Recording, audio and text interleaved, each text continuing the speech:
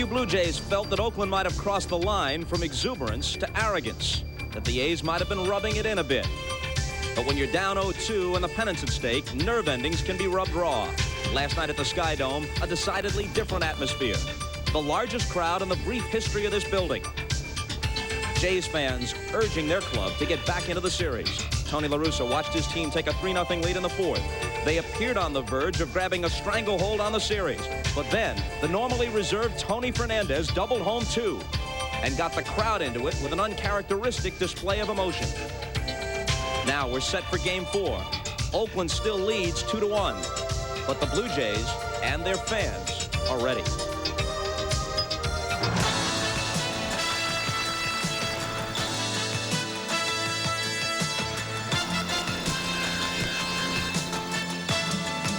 A pretty day in Toronto, sunny skies, but the temperature only 50. And American League President Bobby Brown says, close the roof for Game 4. The Oakland A's and the Toronto Blue Jays. And with the roof closed in their new home, Toronto is unbeaten, 11-0 with the roof closed, and they've won 21 of their last 27 at the Sky Dome, including last night. Hi, everybody. Bob Costas, along with Tony Kubek, and we have changes in the Oakland lineup right off the bat. Carney Lansford is unable to make it. You saw his injury running down to first base, a hamstring pull last night. He's replaced in the lineup by Mike Gallego moving in at second base. We're going to take a look at the play where he hurt himself last night, Tony. To show you how Tony La Russa reads his players, he knew before this happened, right about now, that something was wrong with Carney's legs. Artificial surface has bothered him in the past. When Carney had the green light earlier in the ballgame, he didn't steal. When he didn't go to second on the ball to right center field, La Russa suspected something was wrong. How long will he be out? No one knows. So that means Gallego plays at second. Phillips moves from second to third. Weiss plays shortstop. Let's shift the focus here briefly to the Toronto Blue Jays. Tony Fernandez, as we noted in the opening, not only a key man with the bat, but emotionally. Well, the Sky Dome just excited this whole Blue Jays team, but that's been typical of the season for the Blue Jays here, especially late. And Tony Fernandez did have some response before the ball game when we asked him, why were you all emotionalized? Emotionalized?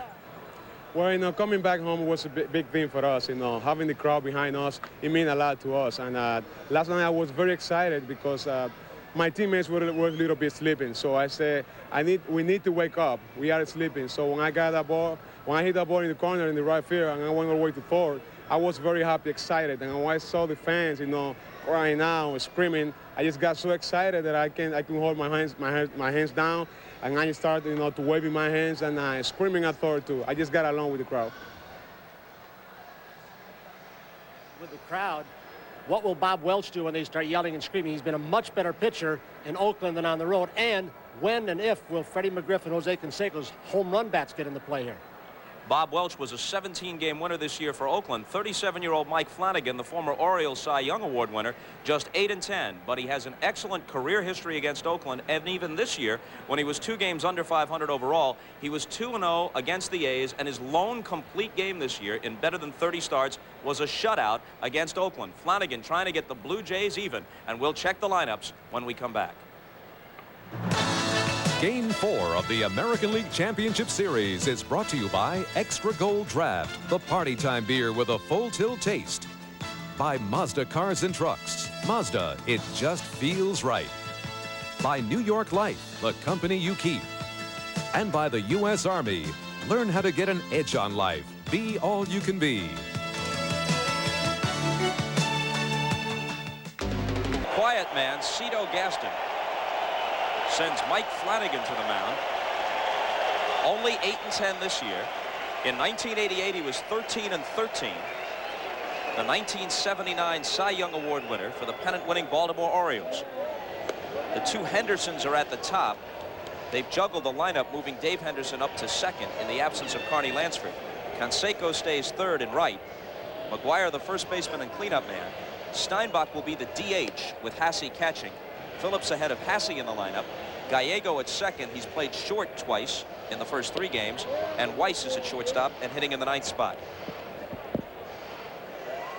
A control pitcher. He walks as many as he strikes out. He will pitch around a lot of hitters. And you'll have a little more room to pitch around with Carney Lansford out of the lineup. And Bob, Mike Flanagan, the kind of guy who uses his defense very well, especially in the Sky Dome.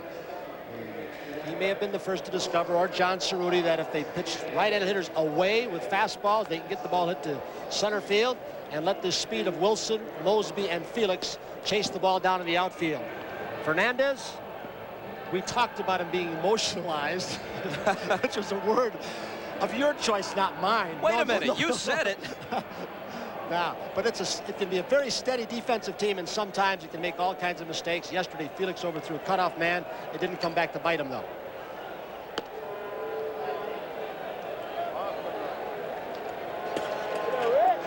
That would be Elvis, I believe, in the middle, and we might as well, right off the bat, clarify a statement. And it may be a puzzle to those of you watching in the States. You saw some of the signs, Elvis is alive, directed toward me. In the 9th inning of Game 1 in Oakland, there we go, with Eckersley on the mound with a commanding lead, and all things considered as effective as Eck has been the last couple of years, I said, jokingly, that in that one game in the 9th inning, Elvis probably had a better chance of coming back than the Blue Jays.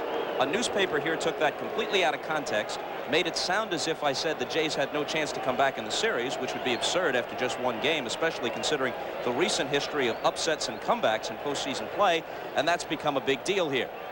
Good-naturedly, though, for most, Ricky Henderson lifts an easy fly to center. We're underway with Mosby making the catch. An interesting part of the veteran Flanagan, he needs the outside corner of the plate. He will throw the curveball, but he and Ernie Witt will see what Darrell Cousins, the home plate umpire, will give them on the outer edge when he gets a chance.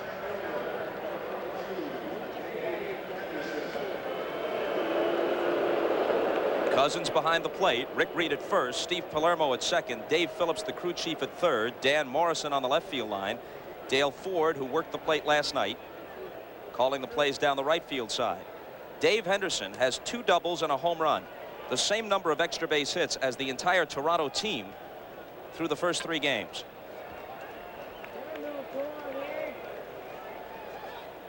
That's exactly what Flanagan would like to have from Darrell Cousins. He would like to have that portion of the outside corner and more, and that pitch you just saw was a backdoor breaking ball, and he will go out there farther. Fernandez drifting back from short.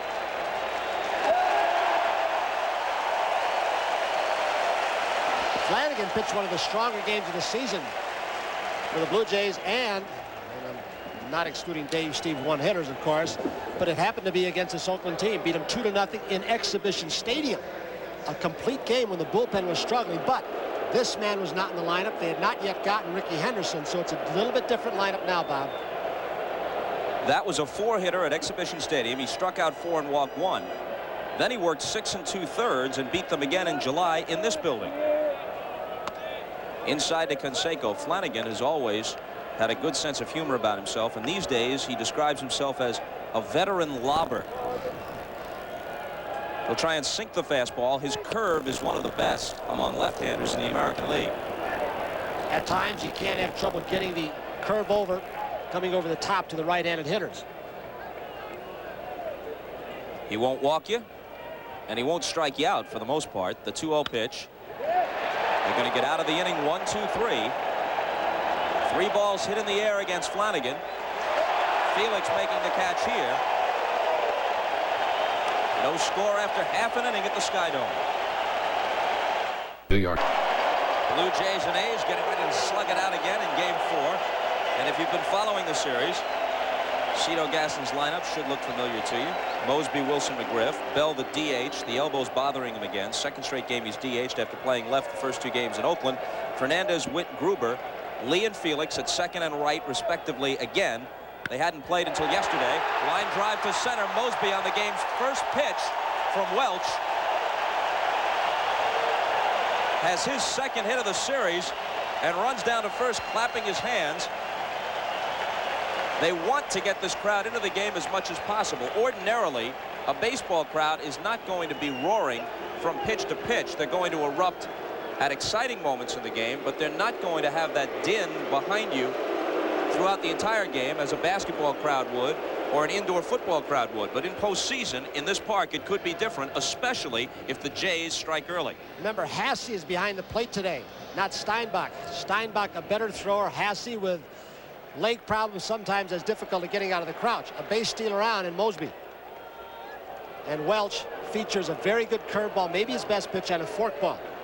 Why is Hasse catching? Well, when Welch came into the league from the Dodgers, Hasse knew the league better.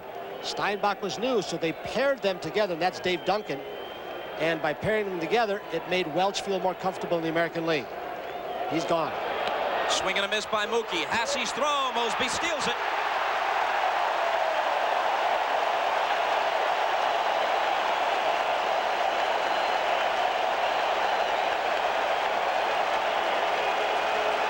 Not a good pitch to throw on. Appeared to be a forkball down low. Mosby with a very, very quick first 2 steps early in the season. Lloyd couldn't have done this. He had leg problems. He had a lower back problem. He appears to be running better. Now Mookie bounces one right side. They get the man to third with 1 out as Gallego throws to McGuire. When they first obtained Mookie Wilson, he wasn't hitting. But he did that twice in ball games. 4-3, one to set up a run that George Bell drove in for a sac fly. They won it 2-1, and one to get an insurance run. So we brought a little bit of the National League style and how they are forced to advance runners more. B.J. Bird takes a seat among the 50,000 here. They'll concede the run with McGriff at the plate. Welch works, and there's a strike. Bob Welch was just 21 years old when he stared Reggie Jackson down in Game 2 of the 1978 World Series, struck him out to end the game and preserve the victory. And now ahead of McGriff 0-2. That remains one of the classic moments in the history of World Series play. Didn't Reggie also hit a home run over the right field bullpen off him in that series? In the 6th game, which turned out to be the final one as the Yankees won the last 4 in succession.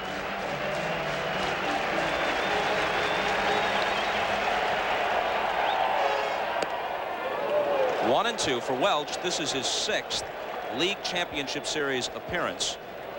4 of them with LA. Last year in this with Oakland. He's pitched in the World Series 3 times, 78 and 81 for the Dodgers. Last year against the Dodgers for the A's. 2-2.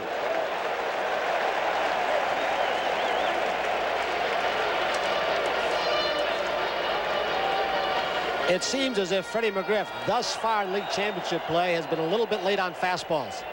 He's having some difficulty catching up. And he gets him swinging, going with the fastball away to him after he got ahead especially.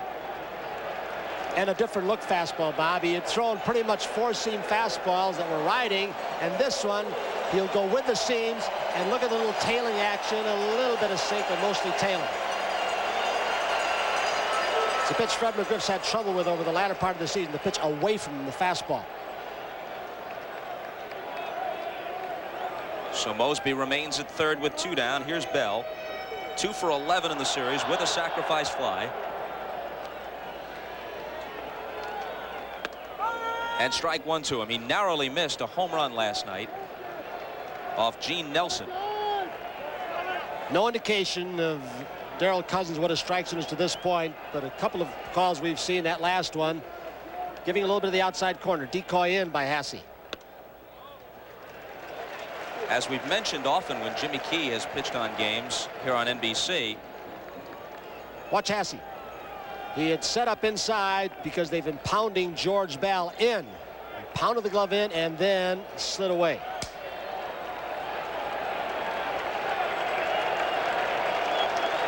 This will be a 1-1 pitch. Big cut and a miss. As we mentioned, when Key has worked in games on NBC, he's a guy who will test an umpire, try and find out just how many inches outside that outside corner he can get away with. Dale Ford didn't allow him many. Well, pitchers always want more than they deserve. A veteran wants a little bit more, and if you give it to him, he'll take it. Hitters will give you the reverse. One and 2. George Bell's at bat with men in scoring position are something to watch. They make perfect pitch on him, and he just has the facility. A slugger who has excellent bat control. These are the situations where he flares the ball the opposite way. Hasse again. Pound in, decoy away. You see George Bell, foot almost on the plate following that pitch. On his fists, he pops it back. Hasse off with the mask. There's room. Having trouble with it. He's got the ball as he hits the deck. Looking up at the roof for clues as to what caused the problem. Lost his dignity, but kept the ball. No score after 1. Top of the 2nd. Jays had Mosby at 3rd with 1 out in their half of the 1st and couldn't score. Bob, I would think Ray Miller, the Pittsburgh pitching coach for Jimmy Leland and former Mike Flanagan pitching coach, would be proud. It's kind of an Oriole theory. Establish your fastball and then go to the off-speed stuff. That's what Flanagan did in the 1st. Had a sinker ball hit through the left side. So McGuire continues to hit well. He's 5 for 11 in the series, including a home run. Same story for him last year as for his buddy Canseco. Big LCS and then shackled in the World Series. Canseco had only the grand slam off Belcher. That was his only hit in the series. And for McGuire, the only hit he got was the game-winning homer of Jay Howell in Game 3. Bob, we're already seeing some subtle defensive changes on the fly, so to speak. There's that backdoor breaking ball that Mike Flanagan would love to have a lot of the outside corner. But talking to some of the Blue Jays scouts, remember McGuire hit the ground ball down the left field line in Oakland for a base hit? Last time up, Gruber was cheating more toward the line, giving the hole, and the base hit sneaked through there. That's Gordon Lakey, Dave Bloom, Dave Yoakum, the 3 scouts that follow this ball club, adjusting from game to game as to how the pitchers are going to pitch. Ron Shooter doing the same thing for the Oakland. The pitch to Steinbach is in there for a strike. Flanagan worked 211 innings this year and walked only 47. He struck out exactly the same number. So he's going to make you put it in play. Interesting how maybe an injury to Lansford can start a chain reaction in the lineup. You want Hasse catching because of Welch. Hasse does decently against Flanagan, but Parker out hit a home run off Jimmy Key yesterday. You want Steinbach's bat in there. So Tony La Russa, after last night's ball game, you think you would have Parker's bat in there. He's got Steinbach. Dave hit the hanging breaking ball over the right center field fence against Jimmy Key.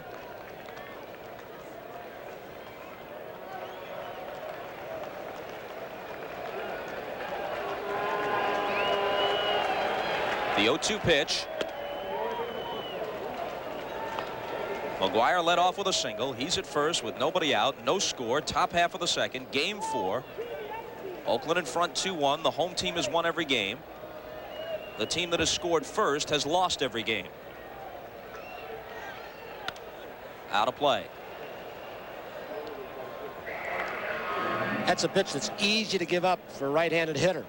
Again, Merv Rettenmund had the hitters meeting. I'm certain he said don't give up on the breaking ball away.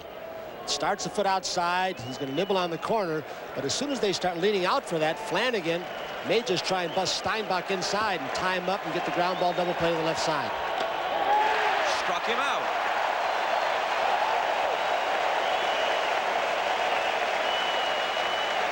That's what that breaking ball will do to you. Set up the fastball with the breaking ball and then throw it by you. I mean, it's not 90 miles an hour, but it doesn't have to be. It's all relative. What the guy's looking for, what the pitch before was to set this pitch up, and it was the breaking ball away that set that pitch up.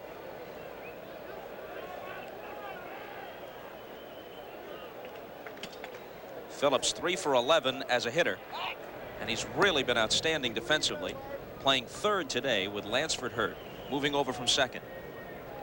Tony from the right side choking up on the bat almost as much as Jerry Coleman did when he was a Yankee player. You don't see that very often, do you? Up about 6 inches on the bat. Floats one outside, 1-0. In relatively recent history, the guy I remember choking up the highest was Felix Millan. Second baseman, played for Atlanta and other clubs. Of course, you go way back and look at the pictures and the old film clips of the old timers. Then you had the guys with the gap grips way up around the label. Fouled off 1-1. Those nice light 30-ounce whippy bat made a lot of little guys think they're power hitters, especially in that '87 season.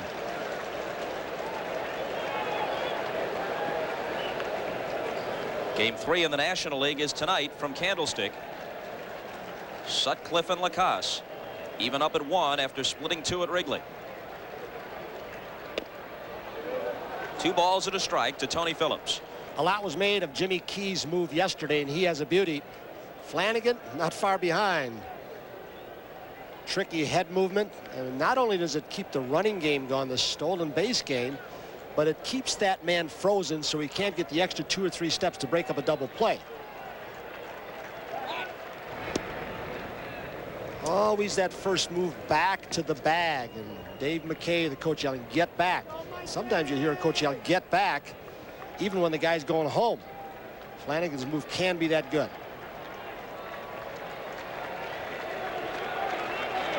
Runner not going. Phillips bluffing a bunt, and it's ball 3. We told you that Flanagan is 2-0 this year against Oakland. For his career, and of course this goes back to the time when he was a more dominant pitcher and the Oakland roster had entirely different players on it, but overall he's 18-7 against the A's, 9-1 at Oakland. Some people thought he might have been a good choice for game 2 instead of young Stottlemyre, in which case, had the series gone that long, he would have pitched twice in Oakland, 2 and 6. Well, I think Cito Gaston and the scouting department to watch this team felt that the left-handers were better. Not that the Oakland Alameda Coliseum is small, but Cito Gaston was told that this park is better for his left-handed pitchers. He wanted to get Todd Stottlemyre against all those right-handed bats in Oakland. McGuire a short lead from first and chased back by Flanagan. There's a 3-2 pitch coming with 1 out here. Hasse is on deck. Because Phillips doesn't strike out a whole lot, you'd expect him to be moving. But he's not. Ball 4. Well, Flanagan, who walked only 47, struck out only 47 all year long in around 200 innings, strikes out Steinbach and walks Phillips back-to-back. And here's a good example with Hasse stepping in of how Tony La Russa and Dave Duncan protect their pitchers first and think hitting second by matching Hasse with Welch. They've got the good vibes, even though there's a left-hander on the mound. Russo will tell you the strength, it's not the Bash brothers, the strength of this club has been his pitching, especially this year with all the injuries. With Steinbach DHing, they've got both catchers in effect in the lineup for this game. For the year, the 2 catchers combined for only 12 home runs and 65 RBIs. Back to the box, could be 2. Flanagan wheels and pegs it to Fernandez. A line drive double play, 1-6. On to the bottom of the second, no score.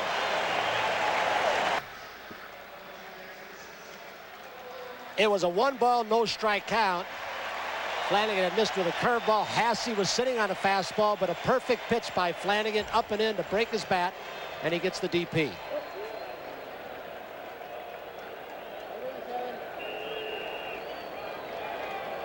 Fernandez 2 doubles came last night.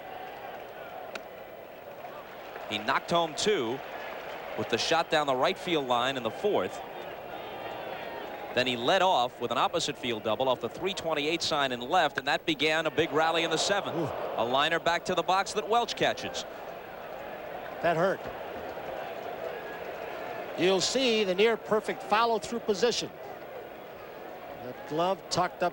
You've heard Tom Seaver and Al Widmar talk about it. To keep that left shoulder in, you keep it there for a couple reasons. You tuck it on the left side, some to the shoulder, so you keep the left shoulder, and also to be in this kind of fielding position. hit a lot harder than Hassey's was to Flanagan. The glove just happened to be right there. The ball caught him. When folks watch the National League Series, they'll see the pitcher who is in perhaps the worst fielding position of any active pitcher when he completes his delivery. The wild thing, Mitch Williams. He's fallen toward third base. Yeah, we saw that one of our games. Yep. Remember this year?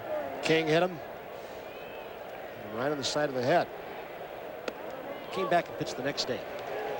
He said his sideburns deflected it, absorbed most of the impact. I mean, a line drive right off his dome by Jeff King. The next day, he's smiling about it. They've got the defense stacked over to right field for Ernie Witt.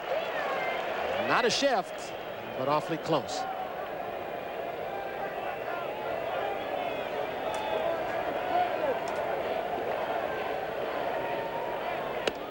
In there for a strike, 2-1. Witt has 2 hits in the series. The game-1 homer in Oakland off Stewart.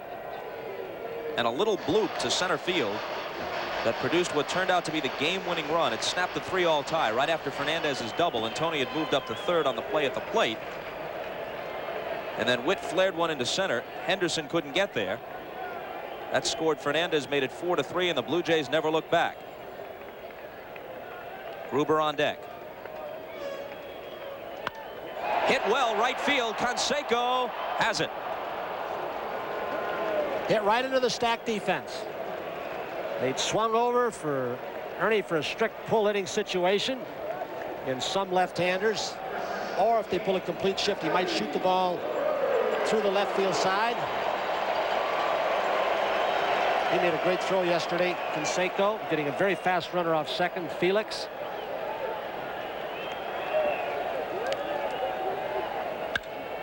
Gruber with a base hit, and it's his first of the series. He hit .290 for the year with 18 home runs, made the All-Star team. That gets B.J. Bird going. They have 2 mascots now, actually. B.J. Bird, who's been here since the exhibition stadium days, and when they moved into the Sky Dome, they brought Domer the Turtle along with them. I'll stick with B.J. Dave Parker not playing today. Next to him, Phelps, who got a big pinch hit yesterday. A base stealer on, and Kelly Gruber. Throughout the lineup, especially with Lanford's out, the Blue Jays have more running speed than the Oakland Athletics.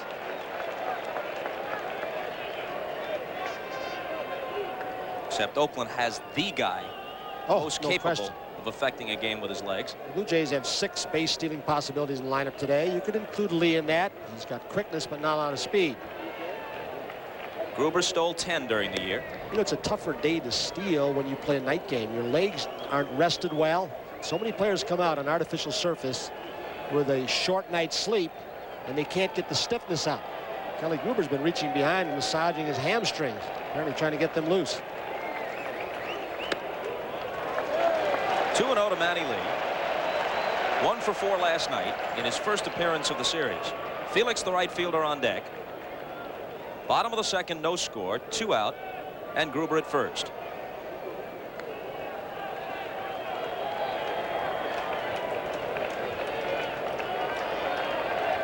There goes the runner. Swing and a miss by Lee. Hassey's throw, a stolen base.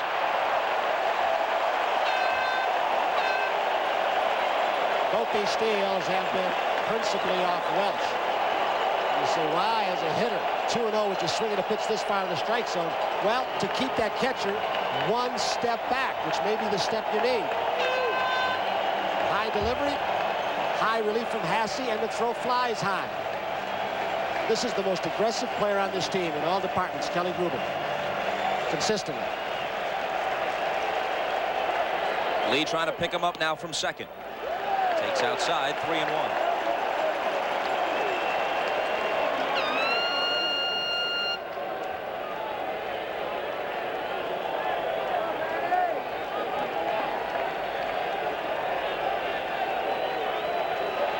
Hassey with the sign and Welch the pitch. Full count.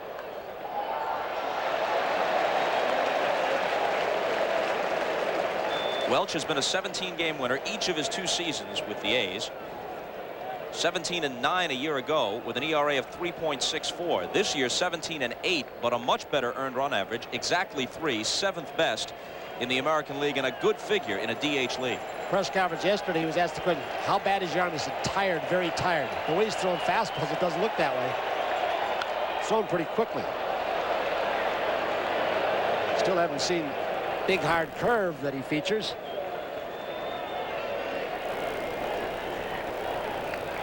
He said the same thing about Dave Stewart. For all the innings and 3 consecutive 20-win seasons, the arm is tired, and he threw hard also. A little gamesmanship, you think, Bob? Or maybe you have to say La Russa and Duncan made the right choice by holding him back, giving him the extra rest. Sure. Here's a bouncing ball toward the middle. Gallego whirls, throws, and gets him. Nice backhand play and leaping throw. And we're back after these messages from your local station. Tony La Russa said of Gallego, who played short yesterday, makes this brilliant play with a strong throw on Manny Lee, that he is the best second baseman he's ever seen. Because managers always speak glowingly of their own players. When you watch this little acrobat do something like this and get Manny Lee, who's pretty quick going down the line from the left side, Tony may have something. Well, you've got to have a strong arm to be able to do that. He also called Gallego maybe his team's MVP this year outside of the pitching staff, in a year when McGuire hit over 30 homers but the batting average fell off, where Parker was confined to DH duties, where Canseco missed half the year. This is Gallego at the plate, ball 1, where Lansford threatened to win the batting title but didn't hit for as much power as he has in past seasons, where Weiss missed 2.5 months with an injured knee. Maybe he's got a point. You know, there are very few guys can play one position one day and do well and go over to the other side of the diamond where the angle of the ball off the bat is different and make those kinds of plays. Mosby comes in, and there's the first out in the top half of the 3rd. And we were in commercial a while ago in relation to Tom Henke, the closer, had a little message on the board, and he got a standing ovation. His wife, sitting back in Taos, Missouri. Tom Henke's name is Kathy, had a little baby girl, their 4th Lindsay, 9 pounds 8 ounces, and they didn't tell Tom last night that she'd gone to the hospital in labor. They were afraid he'd get nervous. He found out this morning when they called him. And to show you a real baseball fan what they're like in Missouri, as you well know, while she was going in labor, she was watching the game on TV.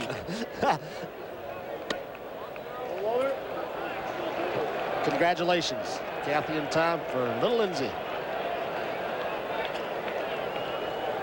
Weiss at the plate, hitless in 4 trips in the series. When he won Rookie of the Year honors last year, he became the 3rd straight Oakland player to do it in the American League. Canseco and McGuire had preceded him.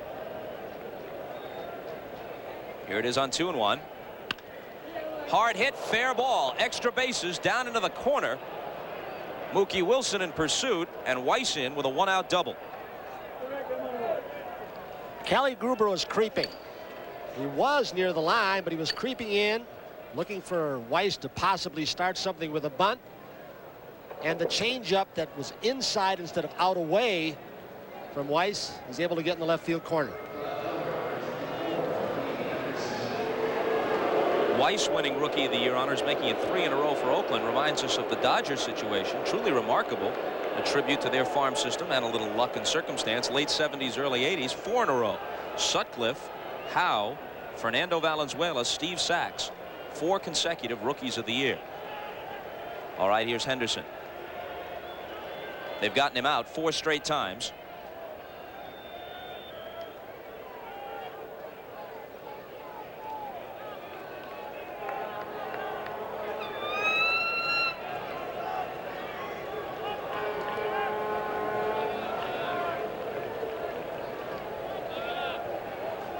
Dave Henderson on deck. Down and into Ricky, as if you need more evidence about how deadly it is to put the guy on base. They've walked him 5 times. He's scored after 4 of those walks. You know, we've talked about Mike Flanagan's outstanding move to first, but some of their left-handers for the Blue Jays are a little slow going home, and that's why Manny Lee forced to keep jockeying back and forth with Weiss at second base. Yesterday it didn't hurt him, but he left the entire right side open every time there was a man on second base. They get very aggressive leads off second base, this Oakland Athletics ball club. I mean, they do not go back. Latchman, the third base coach, will pick up one man and watch him, and the runner will pick up the other. And they'll get out there way past the edge of the dirt and are never going back to second. Look where Lee is. That decoying is done for a couple of purposes, to keep him close, obviously, or in the event of a pickoff, but also to keep the runner at second base occupied so he cannot look into the catcher and relay at least location of pitch. So he wants to keep him active that way. It's going. Here's the throw from Ernie, and there's the steal by Walt Weiss of third base. Yeah, and if you know a series of signs, even if you can't relay it, if you are able to pick up the pitch selection, and if you see the breaking ball sign or a changeup, you've got a couple of extra steps, and Ernie Wood has no chance whatsoever. The contrast is almost eerie here with 50,000. Anytime the Blue Jays do something, there's a tremendous roar. But listen to how quiet 50,000 people can be. They're in at the corners, Gruber and McGriff. Manny Lee about halfway.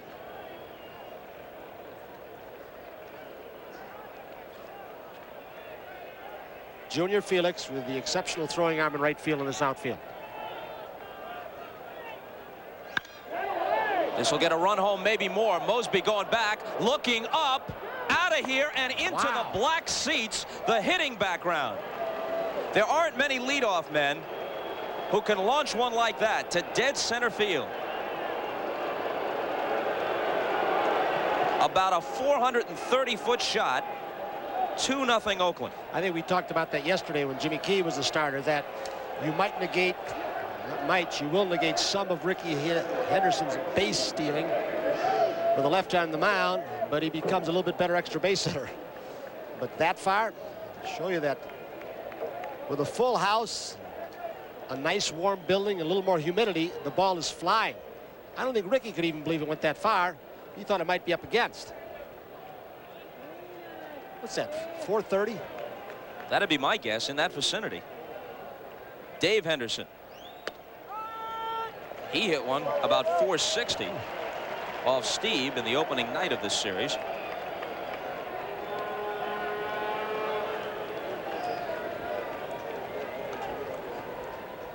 The team that scored first has always lost, and the home team has always won. That's been the pattern of the first 3 games. Mosby was playing Ricky Henderson relatively shallow, and look where it ends up. Well, Freddie McGriff has hit one in that area and one above. I'll show you how strong Ricky Henderson is, and out of that deep crouch, Ricky can generate a lot of power in that lower leg by. That's where McGriff hit one off that glass in right field, 440 something. A Hard Rock Cafe out there. Lou Brock had a couple of years with good power numbers in the 60s. I think he hit 21 year for the Cardinals. He was stronger, especially in his prime, than people would have thought. But all things considered, Ricky has had several years with 18, 20 home runs. You saw where he hit that one. I can't think of many, if any, leadoff hitters who have combined power with anything like his sort of speed. Is he?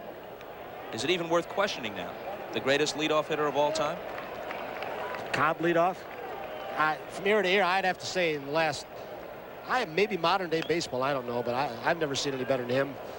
That well-rounded in every area. High on base percentage, get you a decent slugging percentage, get you a quick lead with all the home runs he's hit leading off ball games, and get in scoring position at will. Yeah, that's a Ricky Henderson rally. There's a walk, steal second, steal third, sack fly without a hit. You get a run with Ricky. Again, he's worth a run a game. I don't think there's any question. More so far today. You got to consider that on base percentage. He walked 126 times. Full count now to Dave Henderson. So he's always on base. And when he doesn't steal, as Tony has pointed out constantly, he disrupts the defense. He changes the pitching pattern to the ensuing hitters. Sharply to short, Fernandez made only 6 errors all year. Yeah, but on a play like that, if he doesn't get it, it's not an error, and that's the point. Shortstop not supposed to get that one. It's hit too hard. Hit too hard on an artificial surface. It's supposed to be in the outfield. That is Tony Fernandez's strong side. Going to his left. He has the range of anybody in the game. About 4 steps. The other day on the ball to his right. Instead of throwing on the run as he has in the past, he planted and threw, and this time he had enough foresight to right himself and make a strong throw. Off-speed pitch for a strike to Canseco. How would you like to be Cal Ripken Jr.? Play every game, make only 8 errors all year at shortstop, and probably be denied a Gold Glove because Fernandez made only 6. Canseco bids for the second homer of the inning. If it's fair, he's got it. Whoa. And it settles into the upper deck. Oh, my goodness. McGuire hit one that close in that 4-game series when the Oakland Athletics hit 7 in the 4-game series. And I mean close. This is another 20 feet into the 4th level.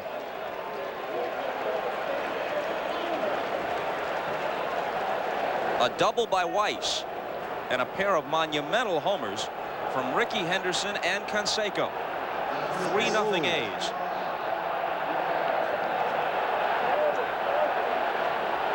Well, this dwarfs Ricky Henderson's. We were talking 420 or 430. This is a 31-foot tall building. It didn't hit the roof. 31 stories. Holy cow.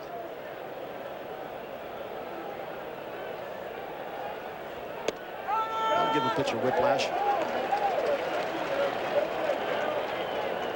50,000 people here, and I've heard libraries louder. It's like Ernie Witt's home run in Oakland. Deafening silence. Shift is on now for McGuire. Lee moves over to the third base side. That, we're told, is the first home run ever hit into the Sky Dome's upper deck. McGuire came close. Uncharted territory. 2-2. Are you a little in awe of that? I mean, a little. When you saw that ball start out, you knew it was hit hard, and it just kept climbing and carrying. And all the defensive players were watching it. McGuire becomes the last out of the inning. But the gopher ball bites Flanagan in a big way. Watch Canseco again. Even he has to admire it. And who can blame him?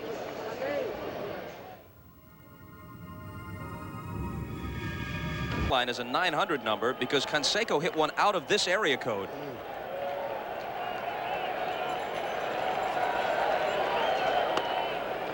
When we get a shot, you'll see Dave Parker from the dugout admiring the shot.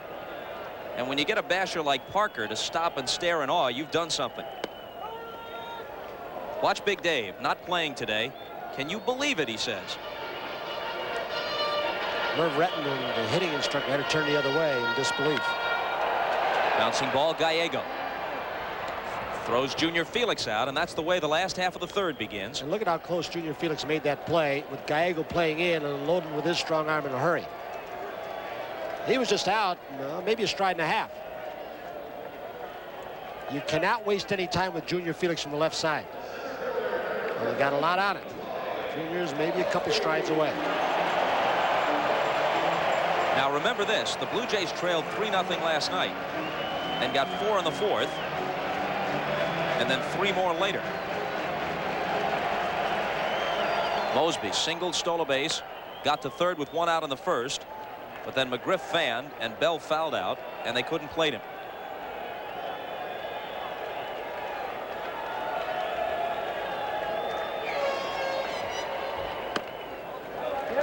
Two 2-0. Mookie Wilson next. Game 1 starters come back tomorrow. Stewart and Steve.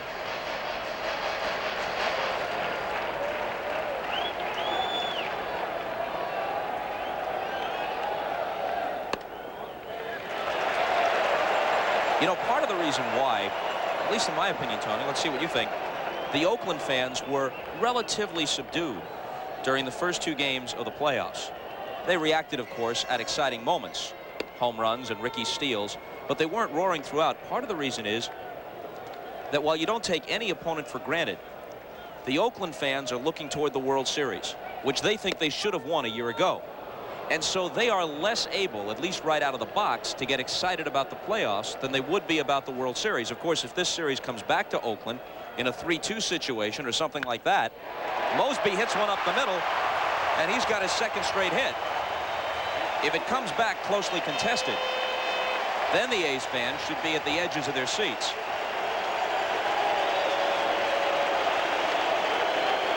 Lloyd Mosby, who has struggled in the leadoff spot with a low on-base percentage, comes up with a couple of base hits. He was involved in the rally yesterday with a walk. But when you're down 3-0, will it take the running game away? You've seen already they feel they can run on both Welch and Hasse. When you're trailing, you may not be able to take the chances.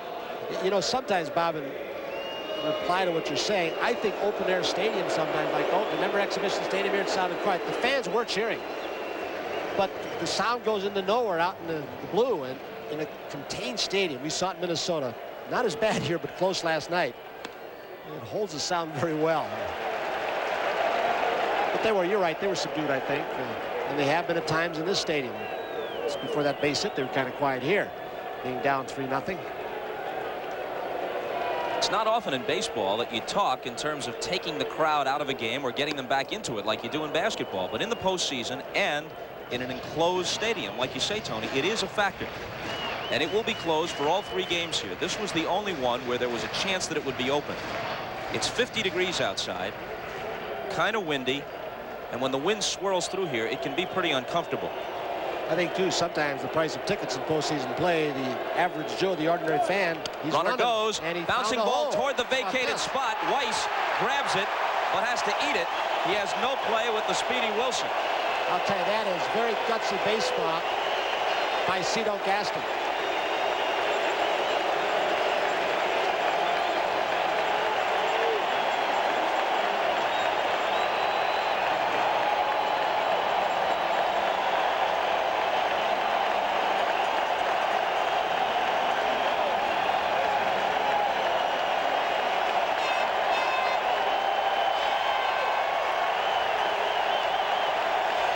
Beware, it'll get louder still, young lady, if McGriff catches hold of one here. Tying run at the plate.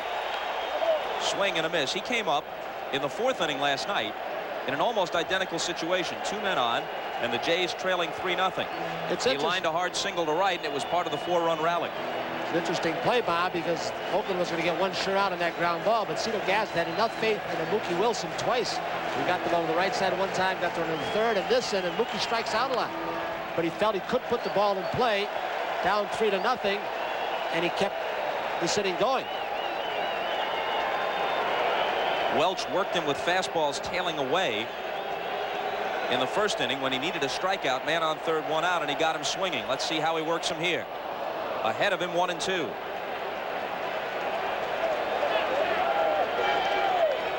Bell on deck. Mosby at 2nd. Wilson at 1st. 1 out. Bottom of the 3rd. 3-0 Oakland.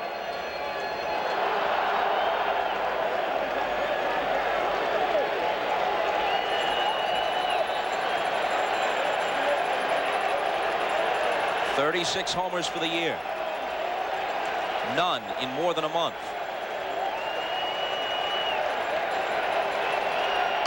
2-2.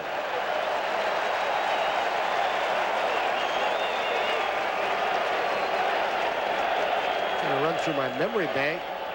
In this game, I haven't seen that real hard curve from Welch. In the air to center field. Henderson started in, goes back. It's playable. Mosby tags at 2nd base. Wilson holds 1st. Runners at the corners, but with 2 out, and here comes George Bell. Well, Ted Williams had the theory that when you keep hitting high fly balls, you're late. You're hitting a lot of ground balls, you're swinging too early. And Fred McGriff keeps hitting those high fly balls, indicating he's still late on this Oakland staff's fastball. Henderson knows just where to go, not make a wasteful throw to 3rd. And he goes to 2nd. How about the Henderson style, Dave Henderson, of waving Ricky off? instead of waving the right hand above his head, kind of wags his finger at him, almost scolding him. This is mine. I'll take care of it. You stay right there.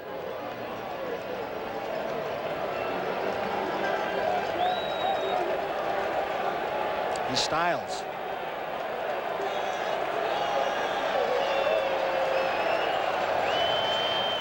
This A's team does not lack for personality.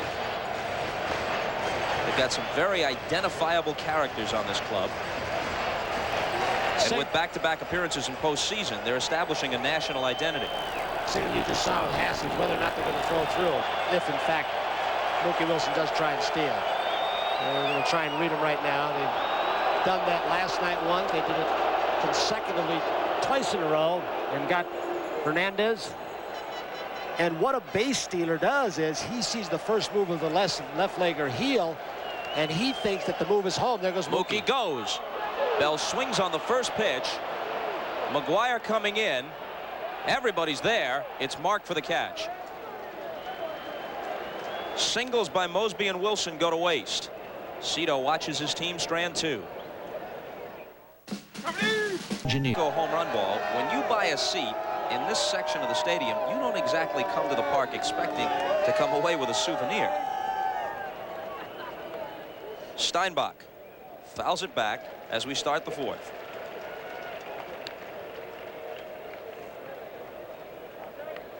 Terry was the MVP of the All-Star game in the summer of '88 at Cincinnati. Home run off Dwight Gooden and a sacrifice fly.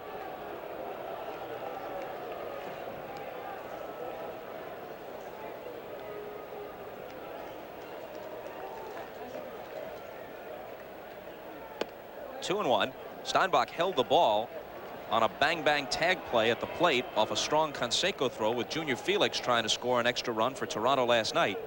In his short big league career, Steinbach has taken more than his share of bumps and bruises. You see he wears the face guard around the side of the helmet.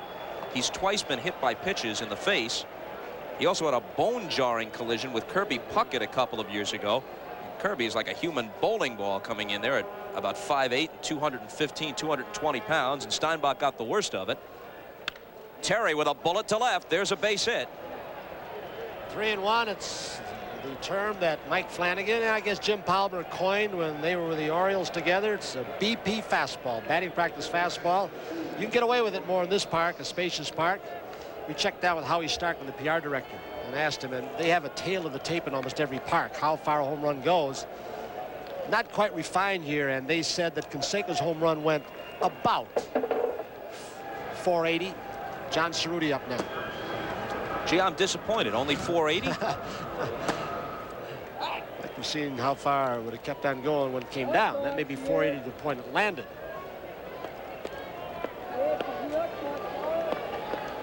Phillips walked his first time. Down and low to him. Bobby Valentine was alongside the Toronto dugout when Canseco connected. And as soon as we get a little lull here, we'll go to Bobby, the Ranger manager, so he can sum up the reaction as the Jays watched it sail into the upper deck. I don't know if anybody's even reached that point in batting practice. Yeah, Canseco did Thursday out here, and McGuire was trying and came close, but Jose was up in that area.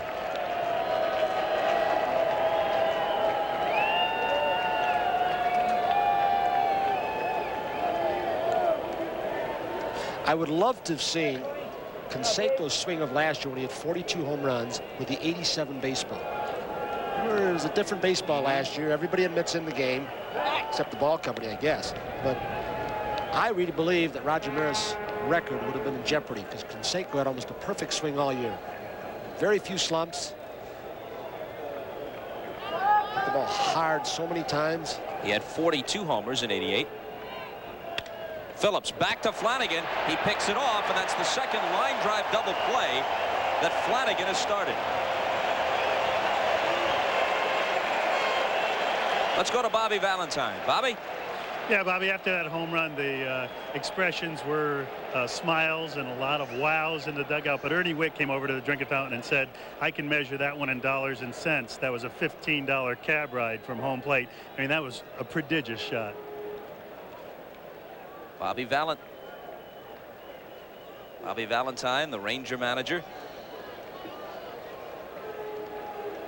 Hasse to the plate. And that one sweeps in there for strike one. Rangers started this year tremendously. They win 13 of their first 15, something like that. Got out of the box in good shape.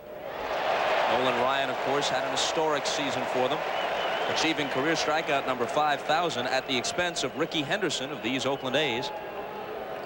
Bobby Valentine and Tom Grieve slowly building up to a pennant contender in a very tough division, maybe the toughest in all of baseball. Boy, you look at Kevin Brown, the right-hander, what an arm he has.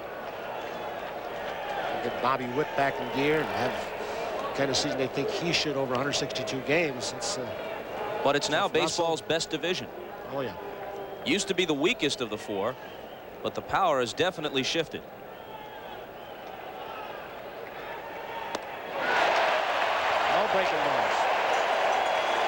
Third strikeout for Flanagan through 4 innings of work, but 3-0 Oakland.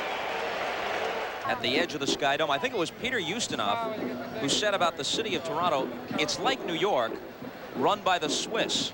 And what he meant by that was it had all the cultural advantages of a great city, but it was safe, it was clean, well run, efficient. It worked. This may be one of the best vacation spots on this continent. Great Science Center. You see the Bolshoi Ballet. Les Miserables is currently playing. Phantom of the Opera. It's been around. It's a marvelous city. Tad expensive at times if you have to pay out of your own pocket, but what the heck. According to a recent report, it's the most ethnically diverse city in the world. About 600,000 Italians, Pakistani section, big English population. They have something that they call caravan that goes on a couple of weeks where you get passports and eat all the ethnic food, and the souvenirs go right into the neighborhoods, right in this town. Caravana, Caribbean Festival is here during the summertime. And you can get any kind of food. You go to a local church or synagogue and get whatever food you want and souvenirs, and the people are just wonderful in those areas. Ah, they would be to me. Let me drop that right now. Right now, I drop it. I tell you. That's it. It's really something when you come to a lovely city like Toronto and you want to enjoy all the cultural advantages, but you have to register in the hotel under an assumed name. And when you feel safer registering as Salman Rushdie, you know you're really in trouble. A ball and 2 strikes. Here's a guy who seems to be swinging the bat well. Off yesterday, they're trying to get to start a rally. You know, Dave Duncan, and it is nothing new, but is not in the stat sheets. Dave Duncan and Tony La Russa believe in a catcher's ERA. And that's in relation to Hasse. Why is Hasse catching? Well, they think together. And La Russa and Duncan say, hey, look, you can back it up with the numbers. There's a man named Craig Wright who used to work for the Texas Rangers, who's a big promoter of the catcher's ERA, and this is a case of that. Welch and Hasse feeling good about each other. 2-2. Fernandez leading off in the bottom of the 4th. Goes the opposite way. Roller to the hole. Weiss can't get it.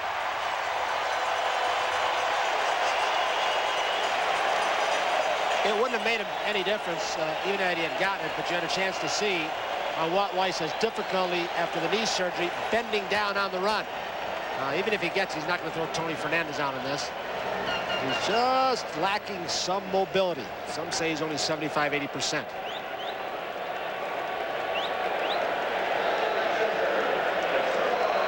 Fernandez jump-started them last night. Here's Witt. You know, Bob, we've talked about the emotional level of the Blue Jays and these fans yesterday, but it is hard to maintain an emotional level against a pitching staff like Oakland, knowing that if you're behind, you get in the 8th and 9th, and Eckersley's down there. So they want to generate some offense as quickly as they can. Not that Eckersley is completely unhittable, but very close the last 2 seasons.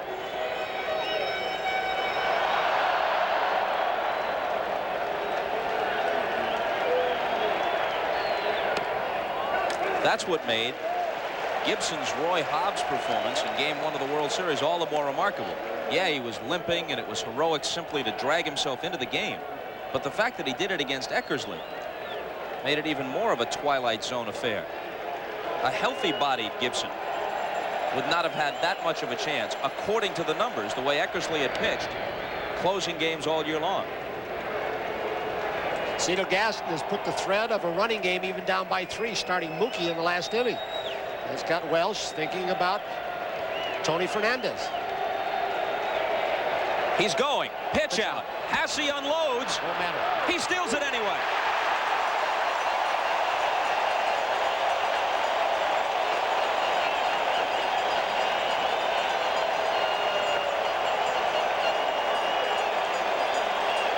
The advanced scouts do their job. They put those stopwatches on the pitcher's release time, the catcher's release time. Hasse couldn't do a whole lot different. He got the pitch out in a good spot, appeared to get rid of the ball quickly. And if there's one thing that Cito Gaston may be doing more than Jimmy Williams, it's running more. But Jimmy Williams was man in exhibition stadium. You don't take chances losing base runners. And there's a difference. Here, runs are harder to come by. We're only in game 4. And there have already been 20 stolen bases in this series, 11 by the A's, a postseason record tying 7 of those for Rickey Henderson, 9 steals for the Blue Jays as a team. The previous playoff record for combined stolen bases in the entire series was 15 by the Dodgers and Mets in a 7-game affair a year ago. 20 already midway through game 4. It's almost like we're doing the Cardinals against the Cubs. Ernie, keep something going.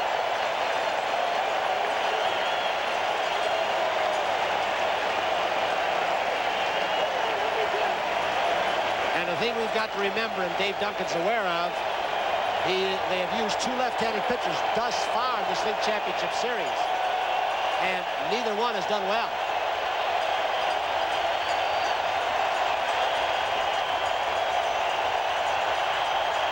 La Russa dispatches Duncan to talk with Welch.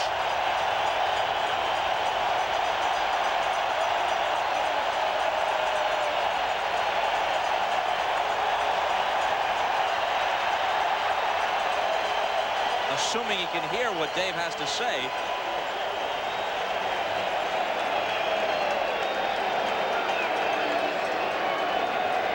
We've had our statistician, Steve Horn, charting some pitches, not only speeds, location, but as far as what the pitch is. And I got to ask him, I don't think I've seen the hard curveball very much. I mean, it's been fastball, little sinker ball, some fork balls. But you wonder if the very tired arm he's talking about precludes him from throwing that hard curveball. The pitch to Gruber, cut on and missed. You saw the graphic a moment ago. Kelly with a considerable amount of personal success head-to-head against Welch. Singled and stole a base against him in the 2nd inning. For Kelly, his first hit of the series.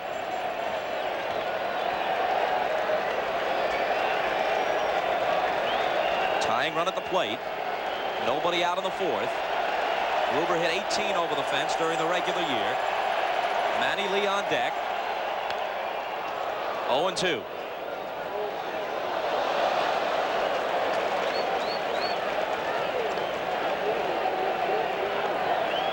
The trainer, Barry Weinberg, in the foreground. La Russa seated calmly. Inwardly, he's churning, though, but he's not as outwardly volatile as he once was. Liner through the middle. That's a hit. Fernandez stopped by McLaren at 3rd. Bases loaded, nobody out.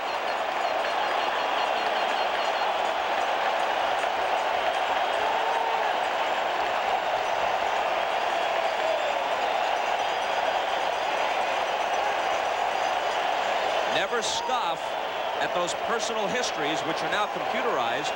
Earl Weaver made it a big deal when he was doing it by hand, keeping his own records. Kelly Gruber now 6 for 9 lifetime against Welch. Checking now with Art Kushner in the bullpen to see who's ready and who's throwing well. 2 years ago, no balls, 2 strikes against a pitcher like Welch. Kelly Gruber could not have handled that pitch. So he'll cut down his swing, go up the middle, and he gets a base hit, no balls, 2 strikes. Manny Lee. On the other hand, you could say 0-2.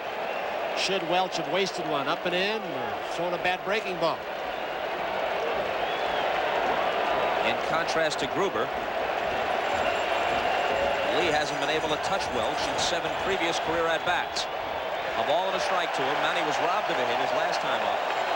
On a bouncer toward the middle, a splendid spinning play by Gallego at second base. And at first base, Mark McGwire keeps jockeying back and forth. He did it yesterday, and Manny Lee sneaked one through the right side, but here he is trying to keep Gruber close. The most aggressive base runner and quickest on this team.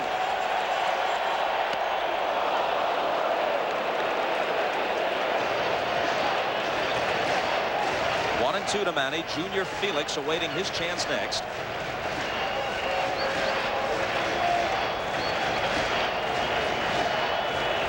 The fourth inning was the charm last night for the Jays. Toronto's had been in scoring position all 4 innings. They trailed 3-0 then and exploded for 4. Trying to rally here, but that won't help. Lead down on strikes. A big fork ball. Had Manny Lee way out in front.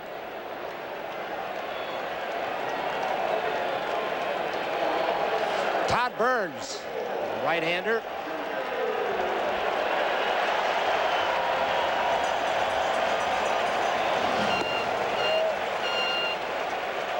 He's one of the reasons, Todd Burns, that they could let Eric Plunk and Cataray go. Greg Cataray. He was down there and pitched very well last year. Fernandez at third. Widow walked at second. Gruber, who singled at first. Bases loaded, 1 out. Plunk and Cataray, of course, went along with Luis Polonia to the Yankees to bring Ricky Henderson back to Oakland. Outside, ball 1. Ernie Whitt now, the guy at second base, you got to keep your eye on. Being a catcher, it's maybe all decoys, but he'll rub his right arm after the location's down, and more often than not, he's just trying to fool Hasse and not actually signaling a pitch. That time he went to the left arm. Does it mean a thing? We don't know.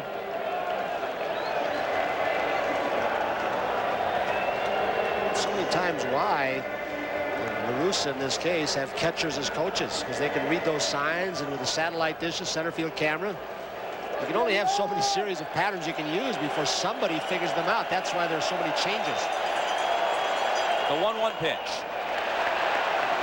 2 balls and a strike to Junior Felix. One of his 9 home runs this year was a grand slam, and inside the park grand slam at Fenway off Bob Stanley. On 2-1. He doesn't get it. Felix hitting out of that exaggerated open stance. When Junior Felix began having trouble the second time through the league, they weren't throwing him a whole lot of strikes. Pound him inside hard off the plate, and then bounce curveballs. Throw the off-speed pitch. You wonder if this won't be a bad fork ball right here.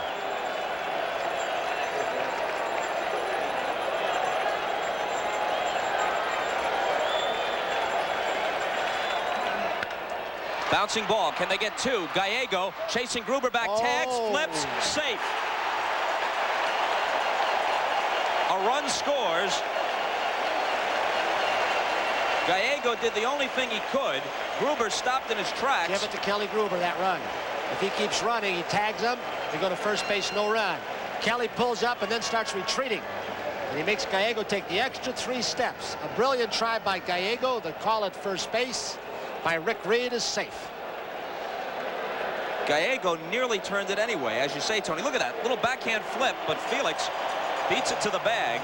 Either way, he's going to make it. If he throws to first, they get him in a run on the run counts. Gallego did the wise thing. Kelly Gruber was a little bit smarter.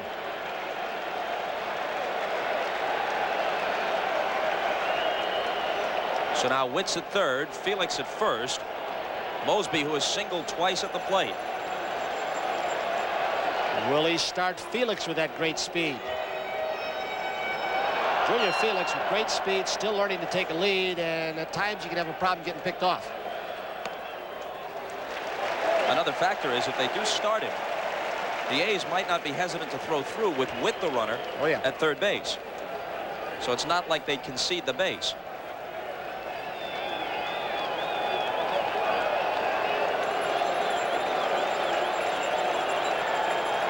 Two out, 2 on the 1-0 pitch.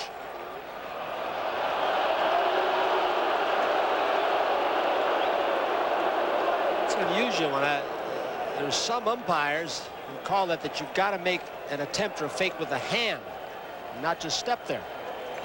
get little different interpretations on this situation right here.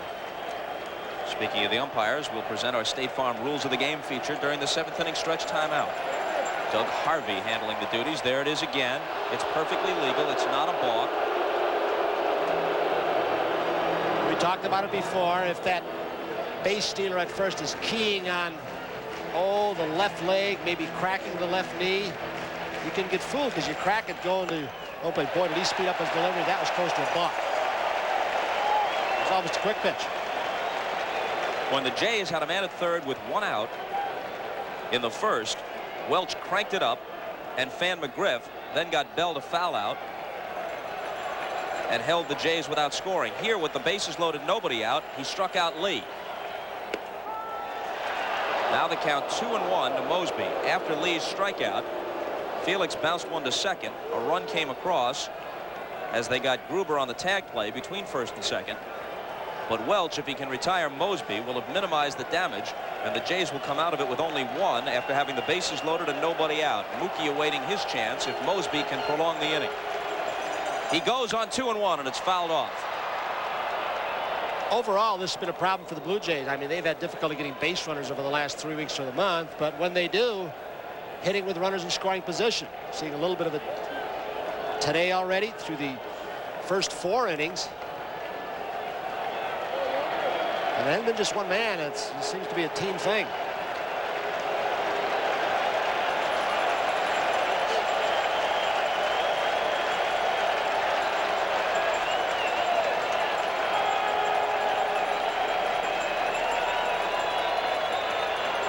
Welch backs off.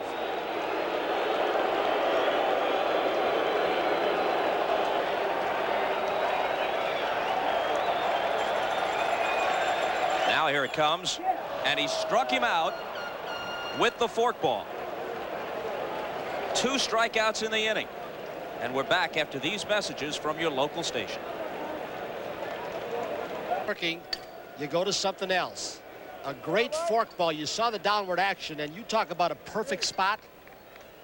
Brilliant replays, guys. John Gonzalez, our director. Ken Edmondson, our producer. Weren't those pretty shots?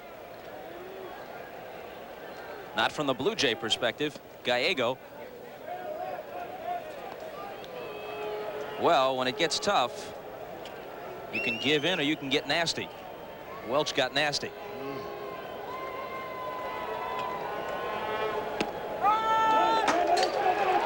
To come out of that with only 1 has to be deflating for Toronto. Bases loaded, nobody out. First 3 on, single, a walk by Witt. Gruber, no ball, 2 strike base hit. Not just deflating to the Toronto Blue Jays, but let's see if you can hear any of this crowd. The variations in the noise levels truly have been extreme. Canseco and Henderson homered. That little device was about at 0. The place was hushed. Yeah, but for effect, you got to turn it completely off. Just Get lost. You're just trying to make my life even more difficult. Gallego with a base hit. Flanagan changed speed on a curveball. He was ahead in the count 1-2. Ball stayed upstairs. Gallego goes with it. See now in this situation with Weiss up, if Tony La Russa doesn't try and sacrifice him to second base. Weiss with the knee. Problem batting from the right side. Might try and tack a run on here and get him in scoring position for Ricky Henderson. Weiss doubled inside the bag at third his first time. Flanagan's trying to find out. Hit and run. Bunt and run. Straight bunt. Somebody on the bench trying to read both the hitter Gallego when they throw over and the base runner. Weiss at the plate. Had a good playoff last year in the sweep of the Red Sox. He went 5 for 15 against Boston and won game 2 with a 2-out single off Lee Smith in the 9th at Fenway. He squares, pulls back, takes a strike.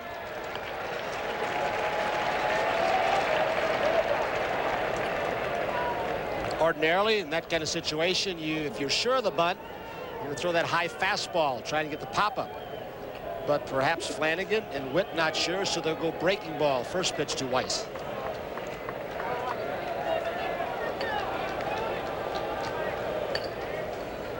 The 0-1. Bunts it out in front of the plate. Flanagan has it. Doesn't even look at second. Takes the throw to Lee covering. Successful sacrifice.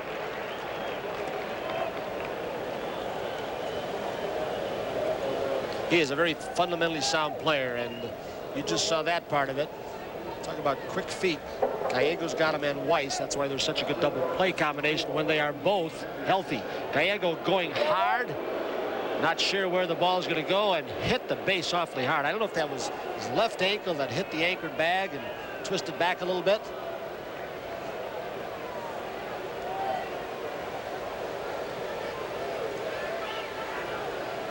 Henderson flied to center and then hit one over Mosby's head and over the fence in center for a home run.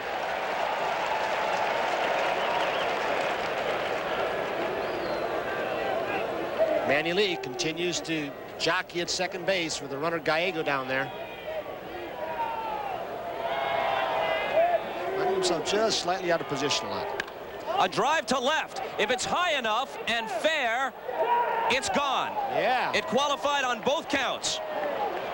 Like it landed right on the top of the fence, just inside the screen. A breaking ball, down and in. A blur. Can you imagine how many ways this guy can beat you? Game 1 and 2, great speed, a record, and then he does this today. Jays fans didn't like to see him racing. They like him even less trotting.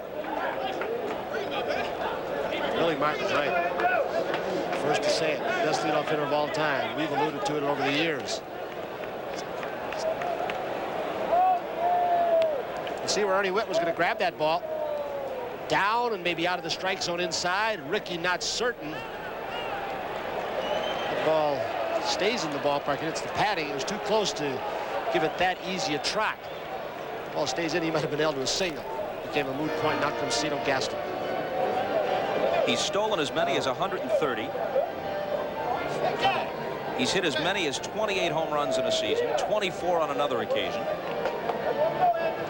The thing about him is the beating that he takes. He was accused in New York of not hustling at all times and getting out of the lineup. When you figure the duress he is under, and you've seen it just in this series, how they throw at him or come close. But Rickey gets another home run. We'll be back with a pitching change.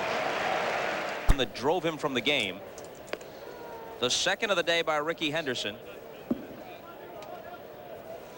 Just high enough, just fair, and just awful for Flanagan.